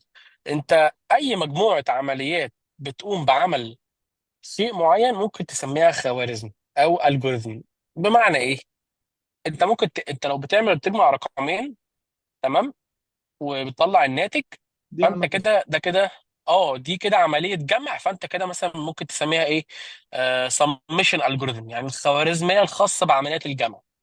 تمام تمام. بس برضه عشان خاطر نكون واقعيين، ايه اللي احنا بنتعلمه في الخوارزميات؟ ايه اللي احنا ممكن نتعلمه؟ يعني احنا كده فهمنا ان هي مجموعه عمليات بنكتبها ف... وبنسميها اسم معين. طيب. طيب زي ما احنا اتفقنا من شويه ان احنا بنخزن البيانات في هيكل معين اللي هو الداتا ستراكشر، اللي هي انواع اللي هم ممكن تقريبا يبقوا سته او سبعه او ثمانيه، هنتكلم عليهم بالتفصيل في المحاضره بتاعتهم. طيب، تمام. بنتعامل ازاي مع الخوارز مع البيانات دي؟ يعني ايه يا باشمهندس بتعامل معاها؟ يعني مثلا انا خزنت اسامي الطلاب بتوعي كلهم في حاجه اسمها اري. هنتكلم عن الاري ده، بس ده نوع من انواع هياكل البيانات اللي هنتكلم عليها، ونوع مهم جدا. تمام. بنخزن فيه مثلا اسامي الطلاب بتوعي. فانا عندي كام طالب؟ عندي 1000 طالب. طيب، فعايز اعمل ايه؟ عايز مثلا اعمل سيرش او ادور على الطالب اللي اسمه عبد الرحمن. وبعد كده عايز امسحه. وبعد كده عايز اعدل على اسمه واخليه اسمه عبد الرحمن علاء. مم. مش ده كده حاجه منطقيه؟ حاجه عمليه السيرش او عمليه البحث او عمليه المسح او عمليه الاضافه او عمليه التعديل، دي حاجه يعني ايه؟ زي ما بيتقال كده، الناس كلها بتقع في المشكله دي، حاجه الناس كلها محتاجاها. فعشان كده بيبقى في شويه الجوريزمز احنا هنتعلمها مع بعض، بتبقى بتسهل عليك حياتك، الحاجات الشائعه، الحاجات اللي اكتر الاستخدام، الحاجات اللي انت هتحتاجها في يومك ايا كان تخصصك، باك اند، فرونت اند، داتا اناليست، موبايل، كذا هتحتاجها، زي يعني ما انا قلت لك.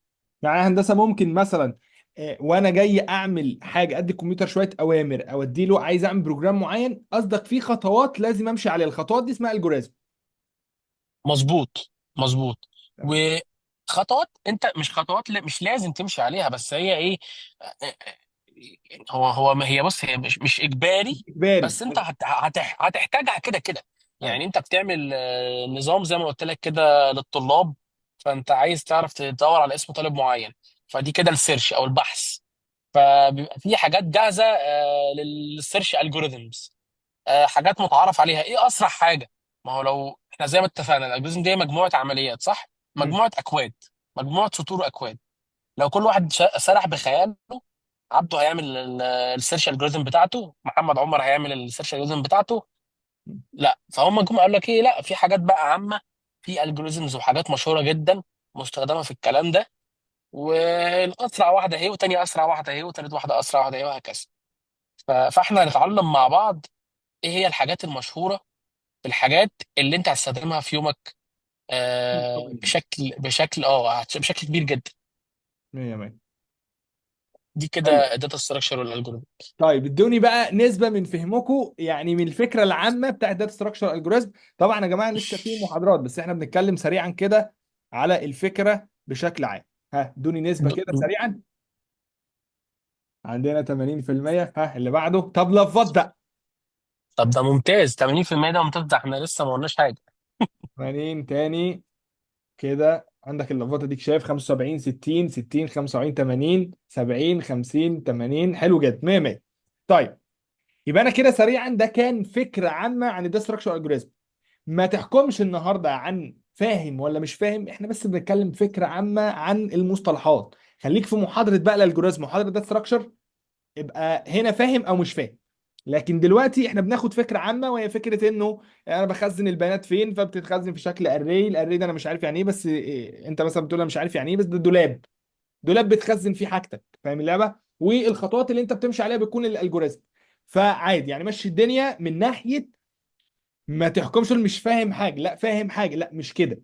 هي فكره انا بس عايز اخد نبذه عن الموضوع. طيب سؤال عمر اللي بعده.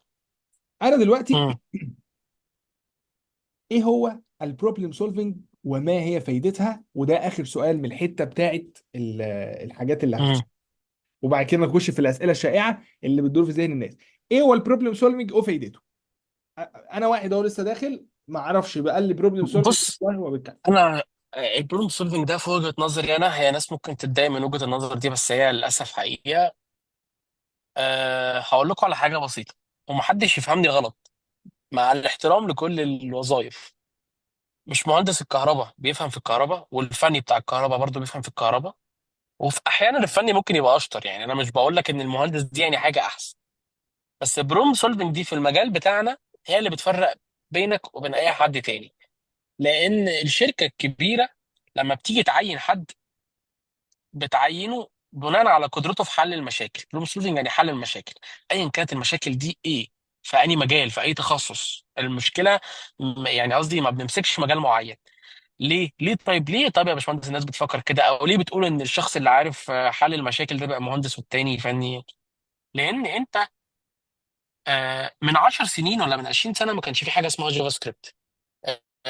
كمان 20 30 سنه الله اعلم هيبقى في جافا سكريبت ولا لا، يعني غالبا هيبقى في باللي احنا شايفينه ده، بس ايه، الله اعلم. آه الموبايل اصلا، السمارت فون دي ظهرت تقريبا 2004 ولا 2008. فالتكنولوجي بتتغير، الاساس هو اهم حاجه. هو الاساس مش بروم سولفنج بس، الاساس اللي هو كل اللي احنا بنتكلم فيه ده هو اهم حاجه.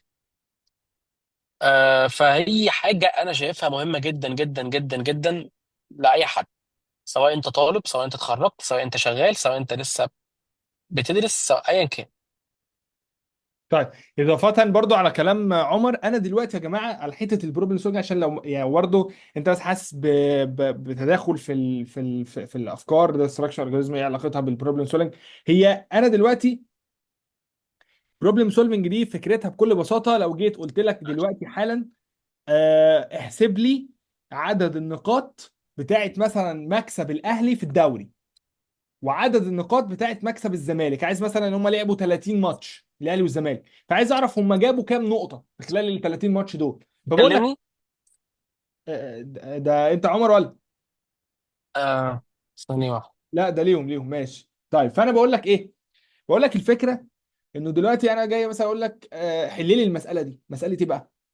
احسب لي عدد نقاط الاهلي والزمالك في الموسم في خلال 30 ماتش. الاهلي كسب 20، خسر 5، اتعادل 5. فللمكسب 3 نقاط، وللتعادل نقطة، وللخسارة 0. كم هي عدد النقاط الذي حصل فيها الأهلي والزمالك في خلال 30 ماتش؟ دي مسألة هندسة وده برمجة. ما هو الفكرة بقى إن هي بتبقى مسائل برمجية، بس دي من ضمنها. فبنقول بنكتب الكود إزاي وأنت بتحل المسألة دي. فبعلمك شوية أوامر، شوية أساسيات، شوية فانكشنز، شوية ميثودز، بتتعلم الحاجات دي عشان تبني المسألة دي كده بتفكر. فلما تيجي تقول مثلا خلاص الاهلي لعب 30 ماتش كسب منهم 20، يبقى 20 في 3 عشان هو الماتش بثلاث نقاط، يبقى هو كسب 60 نقطة. وتعادل 5 بخمس نقاط، يبقى 65 نقطة. من اجل كام نقطة؟ 30 في 3 ب 90 نقطة، فهو جاب 65 من اصل. ها، تمام ماشي يا عمر خلاص زي الفل. ماشي. ماشي خلاص زي الفل، اكمل انا. ماشي حبيبي يا عمر، نورتني والله. طيب ان شاء الله عمر يا جماعه يبقى معانا في المحاضرات اللي جايه بشكل اكبر بكتير من دلوقتي، يعني يكون النهارده بس ايه حاجه كده سريعه. طيب فنرجع لنقطه البروبلم سولفنج. فلو جيت دلوقتي قلت لك مثلا انا في مزرعه، وهذه المزرعه تحتوي على شويه ابقار، بقره يعني، وشويه فراخ، وشويه مثلا ايه تاني موجود يا جماعه في المزرعه؟ ها قولوا لي اي حاجه موجوده مثلا. وشويه ماعز مثلا. تمام، فبقول لك في هنا 5 ماعز، 5 بقره، 5 فراخ، 5 فرخات. فبقول لك كم هي عدد الارجل في هذه المزرعه؟ هندسه فين البروبلم سولفنج في الموضوع؟ والله يا ابني هي كده، يعني المقصود ايه؟ باجي اقول لك مثلا، بكتبها لك بقى، بقول لك كرييت فانكشن بتحسب. ها بتحسب ايه؟ بتحسب التوتال بتاعه الارجل اللي موجودين في المزرعه، وبديك نوتس صغيره، ملاحظات صغيره. فلو دخلت مثلا يا عمي على مواقع ادبت مثلا، GS مثلا، دخلت، طبعا كل الكلام ده انا لسه اوضحه كتير، بس انا بدي الفكره. طب اقول لك حاجه ابسط يعني، كرييت فانكشن بتجيب لي مجموع رقمين 5 و10. تعملها ازاي؟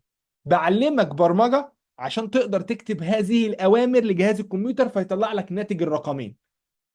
طب انت دلوقتي تحكم هندسه انا مش فاهم مجموع الرقمين دول ازاي. يا عم دخلت دلوقتي، فبقول لك هو بيقول لك ايه، بيقول لك اهو، بيقول لك return the sum of two numbers.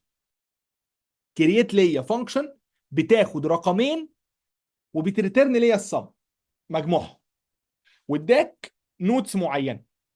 بيقول لك ما تنساش الريتيرن. طبعا انا حضرتي اللي هعلمك يعني ايه فانكشن، واعلمك يعني ايه ريتيرن، واعلمك يعني ايه مثلا فين اي حاجه هم كاتبينها، اعلمك كل حاجه ما تقلقش.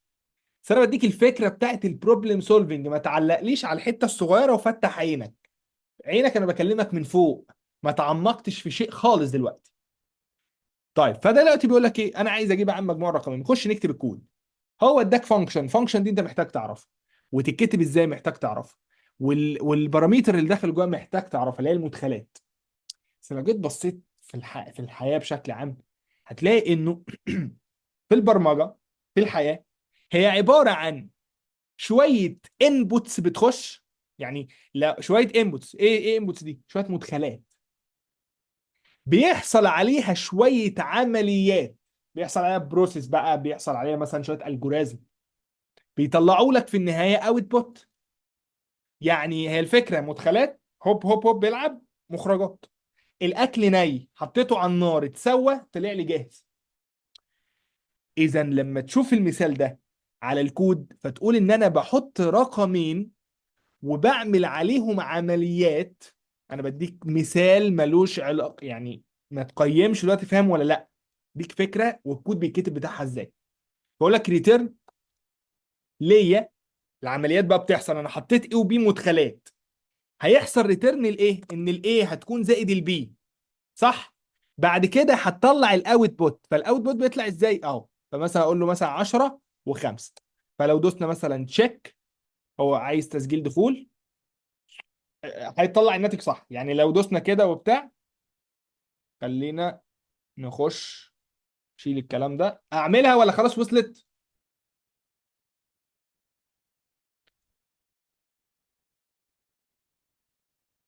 يلا بينا. انت يا عم واقف هنا اهو بالشكل ده، خلاص في الكود هتلاقي نفسك مثلا كده هتدوسي تشيك. خلينا كده ناخد ايه، هتلاقي ايه، ماشي، هتلاقي ان هي طلعت لك خلاص تيست باست، صح صح صح، هتدوس سبميت فاينل خلاص. المقصود ايه، هي دي بتبدا المسائل. لو دخلت مثلا على ادب التاني، خلاص تحسب لك بقى البوينتس بتاعتها. طبعا ده مستوى فيري ايزي، يعني ما تفكرش انه حاجه جامده، يعني ده حاجه يا ابني شيل يا ابني خلاص مش عايز، ماشي يلا. فبيبدا بقى بهذه الشكل. فباجي انا بتعلم عشان البروبلم سولفنج. طب وهي ايه الفكره بقى؟ عمر قال لك ايه؟ قال لك انا دلوقتي، مثلا عندي فني والمهندس. الفني بيشتغل بايده على الجامد، يعني انا خليك تعمل ويب ابلكيشن تحفه، صح؟ بس البروبلم سولفنج مش اي حد. ليه بقى؟ عشان دي بتحتاج، مش هتحتاج ويب ومش هتحتاج موبايل ابلكيشن اشتغل عليهم. مش هتحتاج ويب ولا موبايل ابلكيشن اشتغل عليهم، انا بحل مسائل، بزود من مخي. وصلت الفكره بتاعت البروبلم سولفنج، هي حل المشاكل. فقدرتك على حل المشاكل هي دي الحاجه اللي بتقدر بثمن كبير جدا، مع ان الديفلوبرز برضو قويين جدا. وده الفرق ما بين البروجرامر والديفلوبر. الديفلوبر الجامد والشركات بتجري وراه، والبروجرامر الجامد والشركات بتجري وراه.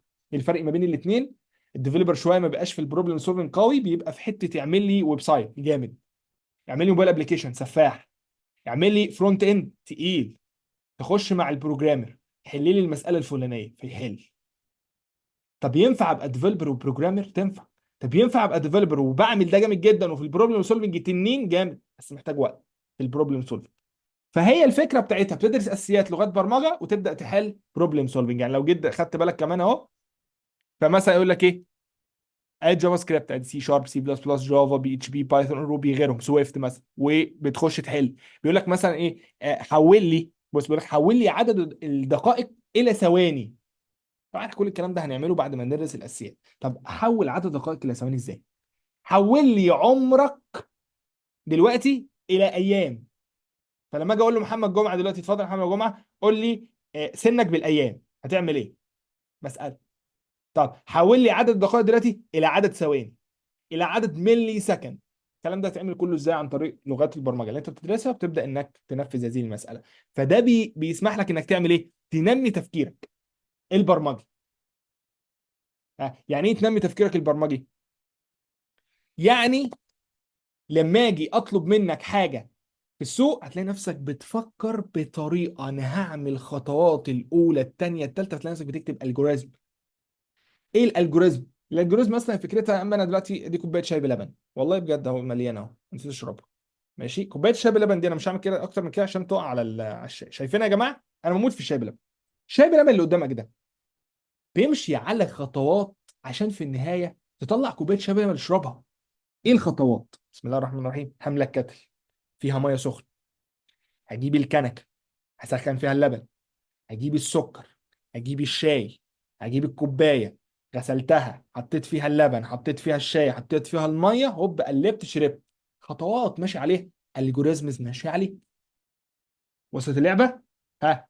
واحد تاني يقول لك بقى فكره الداتا ستراكشر. فكره ايه؟ زي ما عمر قال لك بالظبط، هي فكرتها انه انت النهارده تخزن الحاجه في الميموري. انا الميموري دي عايز اخليها الحاجه لما تتخزن باحسن جوده.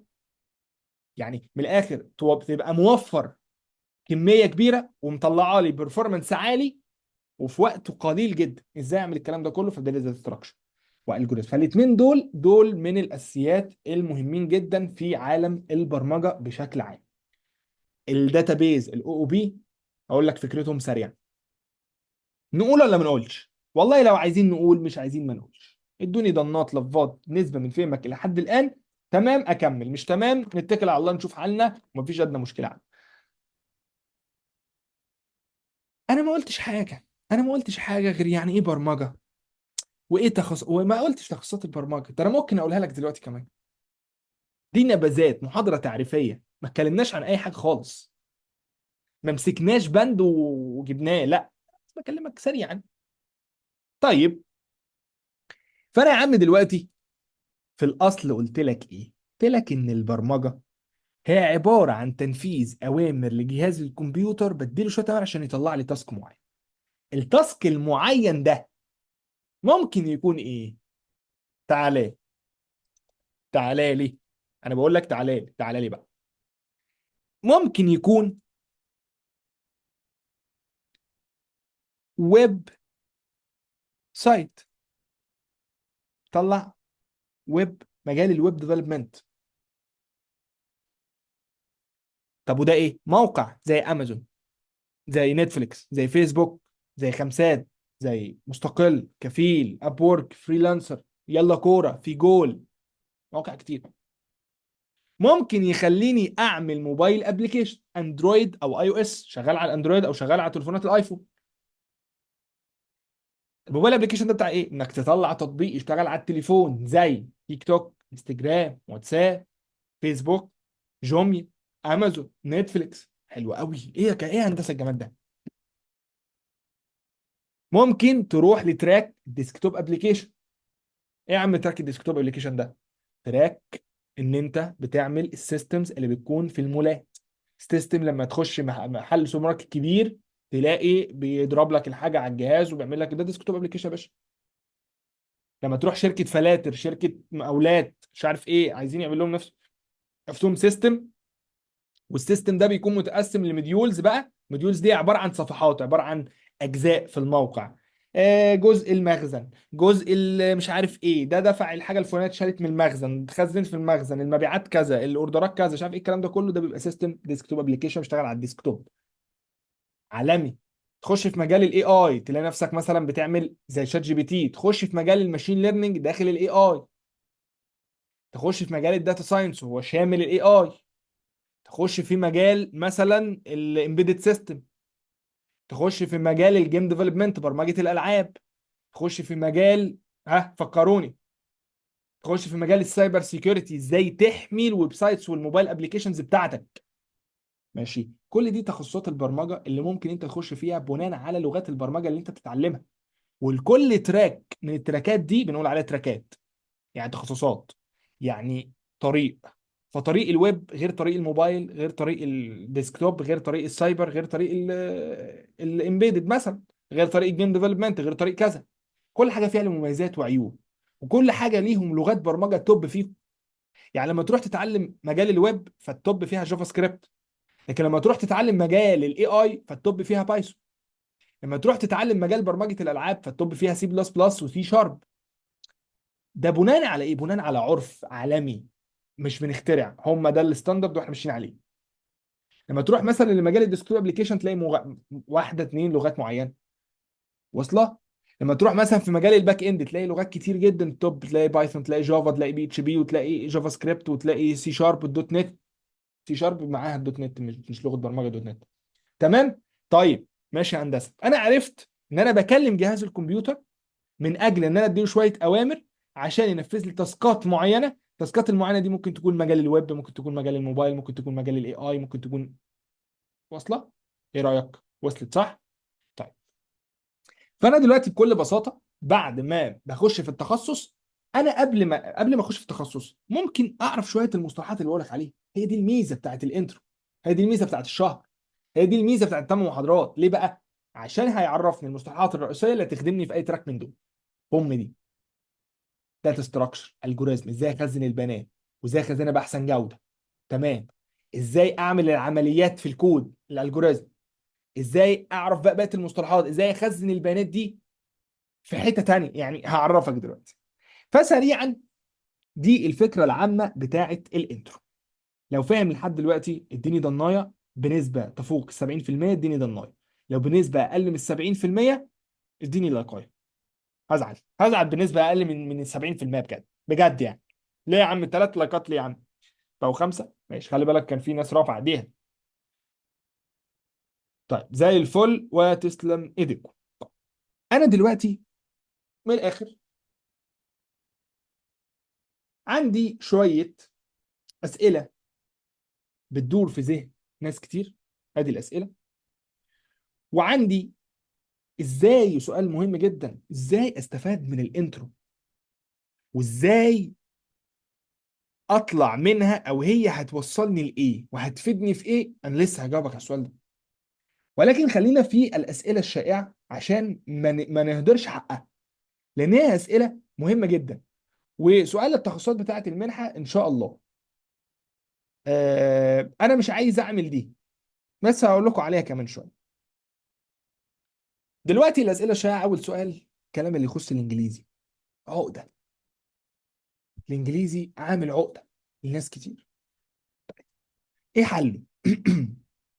وحله، وازاي احله، وازاي باقل ما يمكن اعدي. ايه اللي انت بتقوله يا هندسه؟ كلهم شبه بعض. ما انا فاهم، ماشي معايا. اول حاجه طبعا يجي لك واحد يقول لك انا هندسه، وما في 3 انواع. انا هندسه الشخص الذي لا يعرف اني انجليش في حياته، يعني ما يعرفش اي حاجه. شفت اني دي؟ ما يعرفش اي حاجه في الانجليزي، يعني ضايع هندسه. انا ضايع، انا بحبك وانت زي اخويا وانا مش مكسوف منك، انا ضايع. ولا فيش مشكله، حل من بعض، بس اقول لك اسرع شويه. انت عندك مشكله ليست في البرمجه، انت عندك مشكله في اي مجال هتعوز تتعلمه اونلاين، او يكون معتمد على، او معتمد على فكره انك تجيب فلوس من بيتك. ليه؟ عشان كل التولز اللي هتتعلمها، كل الادوات اللي هتتعلمها في حياتك هتكون فيها انجليزي طبيعي. لو فتحت لك احلى مجال واخف مجال في التخصصات كلها، تخصص اليو اي واليو اكس، هو في اجمل من اليو اي واليو اكس؟ في اجمل من التصميم؟ في اجمل من ان انا اقعد اركب الوان على الوان؟ مش بالتفاهه دي طبعا، بس مجال بيخلص بسرعه جدا في شهرين وممكن تشتغل. هندسه بتهزر ولا والله ابدا يعني. في 3 شهور وتلاقي نفسك تنين عادي، بس لو انت جامد. انا بكلم واحد عقليته عقليه عارف هدفه، مش واحد جاي مصلحه وبتاع. انا في 3 شهور ابقى جامد جدا وما بيذاكرش اصلا بيخش المحاضره، ماليش علاقه بده، بتكلم على الجول. طيب في بقى اخف من ده، هتفتح التول اللي هي مثلا فيجما ولا بتاع ولا ادوبي اكس دي، هتلاقي كل التول انجليزي. فلو انت راجل ما تعرفش اي حاجه عن الانجليزي، فبالتالي لما تشوف مثلا كلمه ديتيلز مش هتبقى فاهمها، لما تشوف كلمه سكيل مش هتبقى فاهمها، لما تشوف مثلا كلمه بلاي مش هتبقى فاهمها، اضغط على كذا عشان اشتغل، ستوب مش هتبقى عارفها، مش هتبقى عارف غير يس ونو. فاذا انت عندك مشكله، اعمل ايه الحل؟ روح خد كورس بيزك ليفل 1 بس بسيط، اعرف يعني ايه هي وشي وات والضماير والبتاع وبتاع، عشان تبقى بتعرف مثلا. مش بتعرف تتكلم، مش عايزك تتكلم، عشان لما تشوف حاجه على النت واحنا بنعمل سيرش تسلك امورك مع جوجل ترانسليت وشات جي بي تي. فلو عندي جمله زي دلوقتي وجيت ورحت رامي لك دلوقتي اهو مثلا لغه برمجه، لغه موقع من احسن مواقع في العالم تعلمك برمجه، لو جيت قلت لك مثلا يا عمي دلوقتي انت واحد ما بتعرفش انجليزي خالص، صح؟ فانا عايزك تاخد ليفل 1 عشان تعرف تقرا جمله زي دي، عشان تعرف تترجمها. لما اقول لك try it yourself،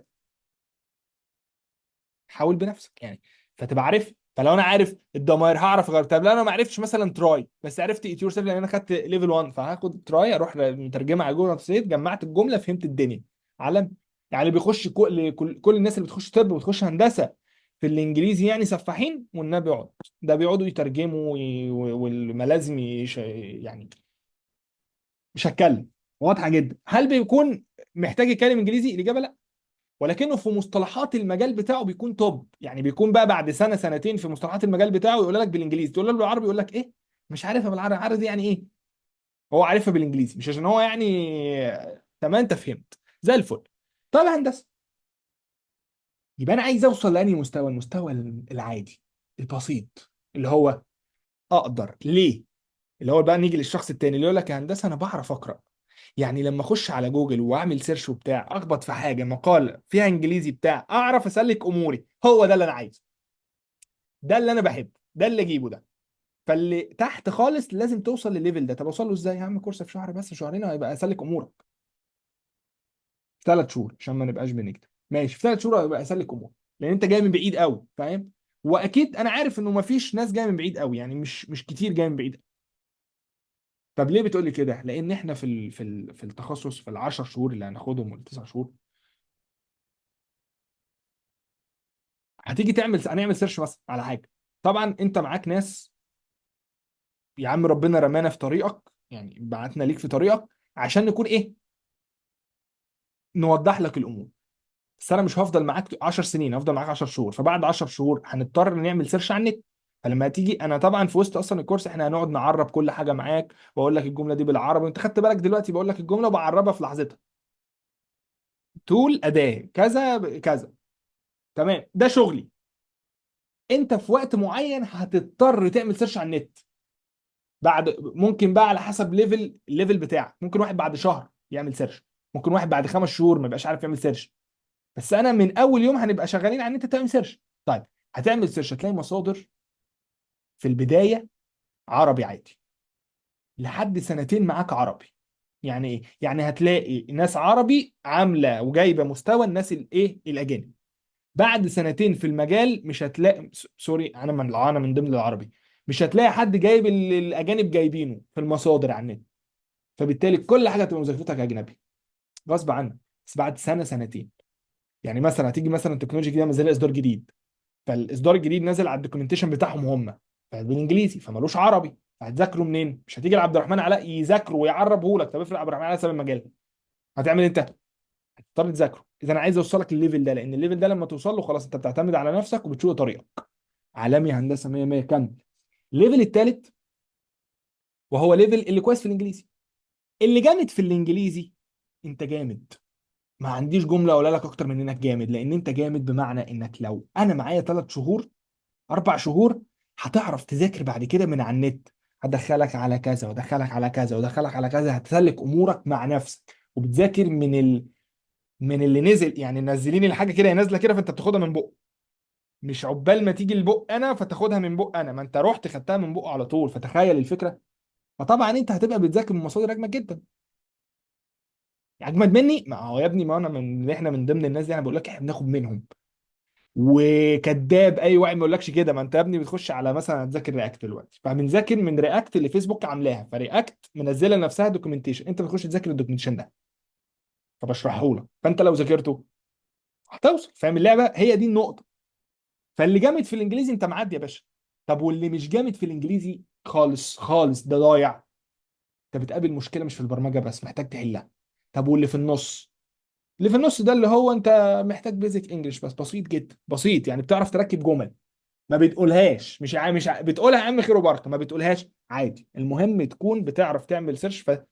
بعمل سيرش مثلا اقول لك هاو تو كرييت 1 2 3، هاو تو رايت 1 2 3، ما تقوليش يعني ايه هاو تو رايت. اهو ده اللي بكلمك فيه. يا هندسه ده ليفل قليل قوي يا عم، ده انا كنت اتخضيت. هو ده انا عايزك بقى اثبت بقى، عشان نخش نعرف نتعامل مع شات جي بي تي، فتقول له انا كيفيه عمل الشيء الفلاني، فيطلع لك الكود، فتاخد الكود تقدر تتعامل مع المصطلحات اللي انا اقول لك في المجال. طيب، بالنسبه لسؤال، غطيت لكم الاجابه بسؤال الانجليزي. ها، غطيته ولا ما غطيتوش؟ لا لا، قول لي، جاوبني. ها، غطيته ولا لا؟ اتغطى ونام ولا ايه ده شكله؟ ماشي، ما نشوف. ماشي، حلو أوي. السؤال التاني، الرياضيات. واحد يجي لي يقول لي يا هندسه والله كنت ادب، سقطت في حسابه في الجبر في اولى ابتدائي. انا عارف انجليزي ورياضه احنا معقدين منهم. معاذ، المحاضره بتتسجل يا موزه، المحاضره بتتسجل. تعبت تخرج، باقي ربع ساعه، تعبت تخرج معلش، ما هي كله في مصلحتك، فانت بذاكرها عن مسجله الباقي الحته الاخيره. يعني ده بناء بعد كده اللي يتعب يفرهد يعتمد شويه. انا بس النهارده محتاج اعرفك كل حاجه عشان ما فيش حاجه في ذهنك تعطل. طيب، الرياضيات، طبعا الرياضيات والانجليزي الناس بتفلق منهم، تشوفك كده تخش كده، تمام. فانا الرياضيات هل انت محتاجها عشان دي بقى الاجابه بقى اللي انتم منتظرينها بقى. الانجليزي انا قلت لك احنا محتاجين، مش عارف الرياضه انت مش محتاج حاجه. تعرف تجمع تطرح تضرب تقسم، خير وبركه. ما بتعرفش طز فيه، بس مش هتحتاج حاجه. الكلام ده هندسه حقيقي ولا بجد؟ هقول لك في تراك الويب نو رياضيات، في تراك الموبايل ابلكيشن نو رياضيات، في تراك الداتا اناليسيز برضو نو رياضيات، يعني مش حوار. مع ان داتا ناس دي حساب بيانات ومش عارف إيه بتاع الاكسل اللي بيحل. طيب ايه الرياضيات امتى؟ في الاي اي مثلا هتحتاج تفاضل وتكامل. غير كده هتجري وتفهم. طبعا بقى ممكن تلاقيها مثلا ايه في الحاجات التانية، في المجالات التانية. طبعا عنديش خبرة في المجالات التانية فانا بعدي لك عليهم سريع. ممتاز ممتاز ممتاز. فالرياضيات مع نفسك كده خليك صريح وبسيط واللذيذ ده. الحتة بتاعت الشهادة. طيب خلينا نقول بما يرضي الله. ايه يا عمي بقى؟ الشهادة إذا توافرت معك شهادة أي حاجة ريليتد بالمجال، أي حاجة لها علاقة بالمجال، فأنت توب 100 100 يعني. الحمد لله، احمد ربنا. اقعد كده اقعد كده. طب الحمد لله يتوفر معاك شهادة. في شركات مش هتقعد معاك القعدة الأولى إلا لما تقول لك إيه؟ فين شهادتك يا ولد؟ حلو. دي أنت خسرانها. صراحتك مموتاني يا هندسة، معلش. الحق حق. دي انت خسرانها في القعده الاولى. 30% ممكن تبقى خسرانها. ايه ده؟ ايه الصدمه دي؟ ازاي حاجه زي كده؟ لكن في 70% من الشركات هتقعد معاك عادي، مش تفرق معاها. اللي يفرق معاها ايه بقى؟ سكيلز وبروجكتس بتاعتك. كفايه اللي عمال يلعب في الشاشه عمال يطلع لي حاجات، كفايه. طيب فدي فرق. في ناس مش هتقعد معاك القعده الاولى عشان معاك شهاده، في ناس هتقعد معاك عشان معاك شهاده ومش معاك. اللي هيفرق بقى واحد معهوش شهاده بس توب في مجاله، يعني مذاكر الانترو. مش عارف اسوق لك ليه ما انت دخلت اصلا. فانا بذاكر الانترو يا عم ومذاكر التخصصات وراجل عارف دنيتي وبروبلم سولفنج تمام والتخصصات تمام وبروجكت وسكيلز والدنيا ماشيه معايا جامد جدا. هتشتغل على اي حد. اتخن تخين في المجال اشتغل عليه. اسمع مني. طيب الحته التانيه، معاك شهاده معاكش اي سكيلز ولا بروجكتس وربنا ما تشتغل. انا بحلف لك مش هتشتغل. وكده وانا بقول لك عن ثقه. فالفكره هنا، طب واحد معاه شهاده ومعاه سكيلز وبروجكتس ومعاه لغه، ده يجي يقعد مكاني بقى؟ ده نخرج من اللايف بقى. ده يروح يسافر بره اساسا، يقعد هنا ليه؟ او يشتغل مع شركه بره وهو قاعد هنا ياخد بالدولار، واحنا نروح بقى نقول له والنبي جنيه. فاهم؟ ده راح في حته تانيه، معاه شهاده ومعاه لغه ومعاه برمجه. يا نهار ازرق. ده مش غير حياته، ده غير حياته وحياه حياته يعني. بجد من الاخر والله العظيم مش بجاملك يعني. ده في خلال 5 سنين الواد ده هيروح في حته تانيه اصلا. لو 25 سنه وشفته في 30 هتلاقيه في حته وانت في حته. مهما انت رحت في حته مش هتجيبه. فاهم؟ ليه يا هندسه؟ عشان يا ابني هيكون معاه انجليزي وبيقبض بالبرمجه بالارقام اللي انت اصلا بتسمعها فبيقبضها بالدولار، فراح في حته ثانيه. جميل جدا وممتاز، واتمنى يكون قصه الشهاده غلفت لك الدنيا. طيب عندك سؤال في الانجليزي في الرياضه في الشهاده؟ مش في الرياضه تروح تلعب جيم، ملهاش علاقه. العب جيم عشان صحتك بس ملهاش علاقه بالرياضه. الرياضه الحساب. ها عندك سؤال؟ عندك استفسار؟ ها ولا ضنايه؟ ضنايه؟ ضنايه؟ ضنايه. اه موجودة طبعا. زي الفل. فسريعا ملخص لكل اللي اتقال.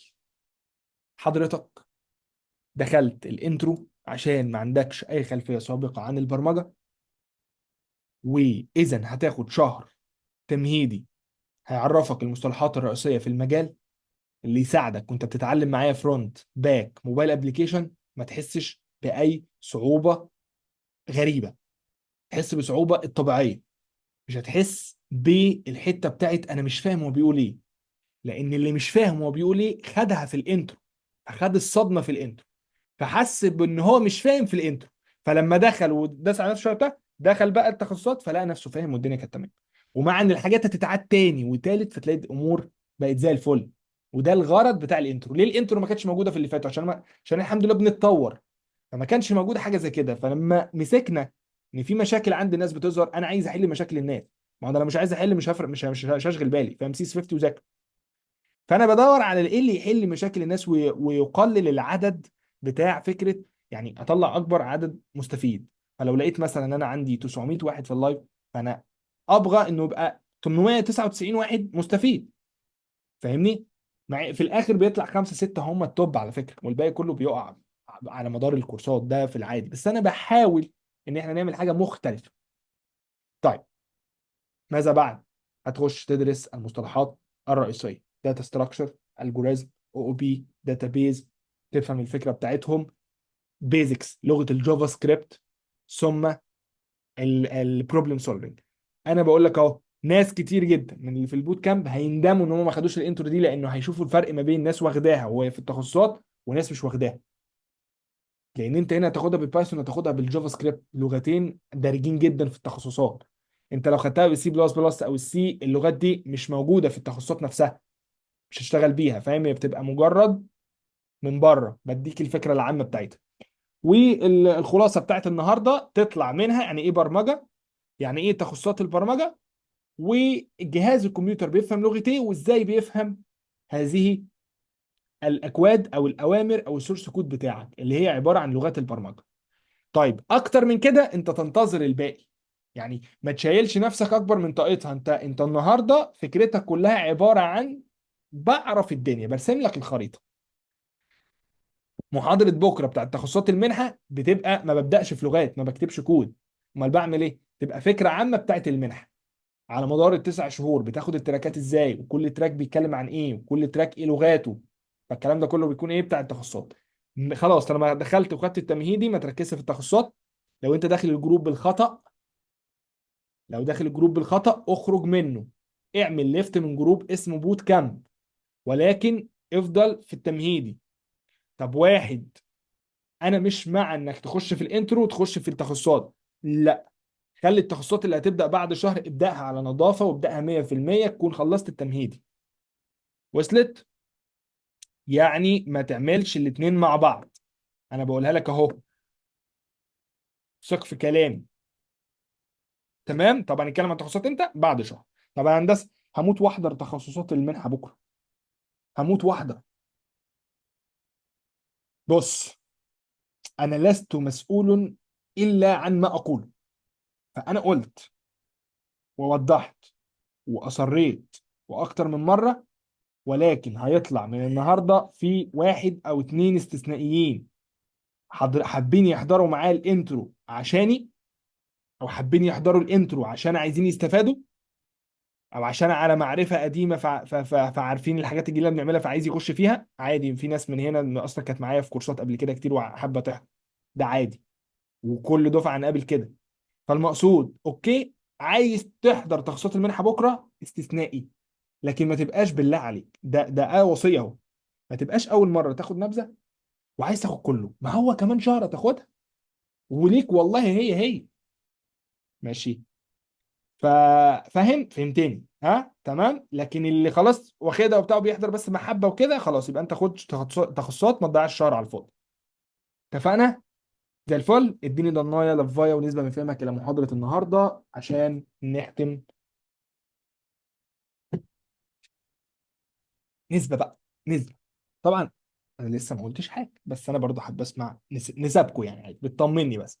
100%، 80%، 90%، 100%، 80، 90، 90، 85، 90، 90، 100%. تسلم ايديكوا طبعا، ارقام جامده جدا. ابو 50% ده انت توب، اقسم بالله انك حقاني، يعني حقاني، انت راجل حقاني اقسم بالله. اللي قال 50% ده، انا مش عايز اكتر من كده، والله ما عايز اكتر من 50%. انت 100% طبعا انت، لكن 50% توب توب والله. ماشي يا جماعه، زي الفل. انا كده هختم وهقفل التسجيل، واللي حابب يخرج يتفضل، يتفضل. يتفضل. يتفضل. يلا واحده كمان يتفضل. كله بيجري. كله بيجري. حاسب لا تقع تتخبط في حاجه. ماشي.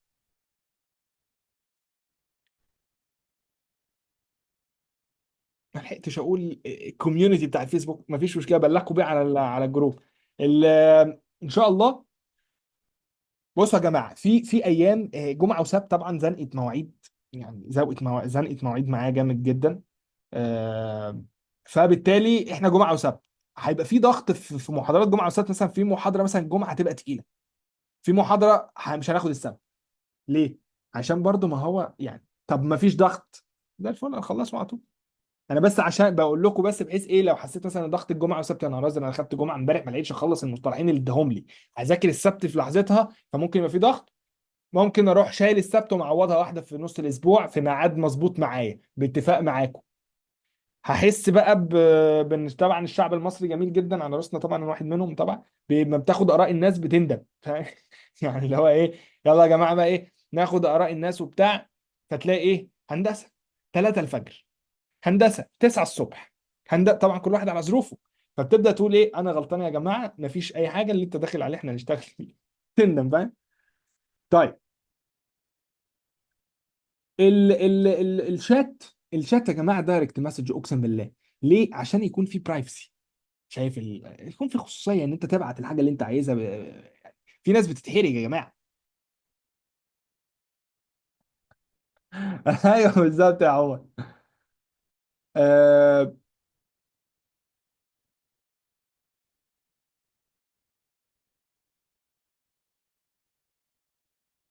والله يا محمود، هقول لك نصيحه، ما تركزش على الشهادات، ركز على المهاره. ركز على المهاره. بس جت في طريقك الشهاده، خير وبركه. ما جاتش في طريقك، المهاره اهم حاجه في الدنيا. يوسف، مش مهندس، اتفضل. ليه بقول لك المهاره؟ ودي اخر حاجه اقولها لك عشان ما اطولش عليك وما ازهقكش. اللي معاه تسويق بيعرف يسوق، كسبان. والسيلز اللي بيعرف يبيع كسبان. واللي بيعرف يتفاوض كسبان.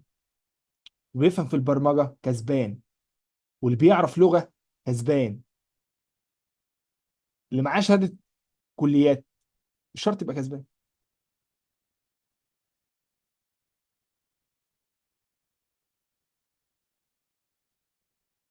هيجي لي توحد لو اتقنت البرمجه زي اغلب الناس. وده اللي ما شفتهوش فيك، الحمد لله، وبيضحك.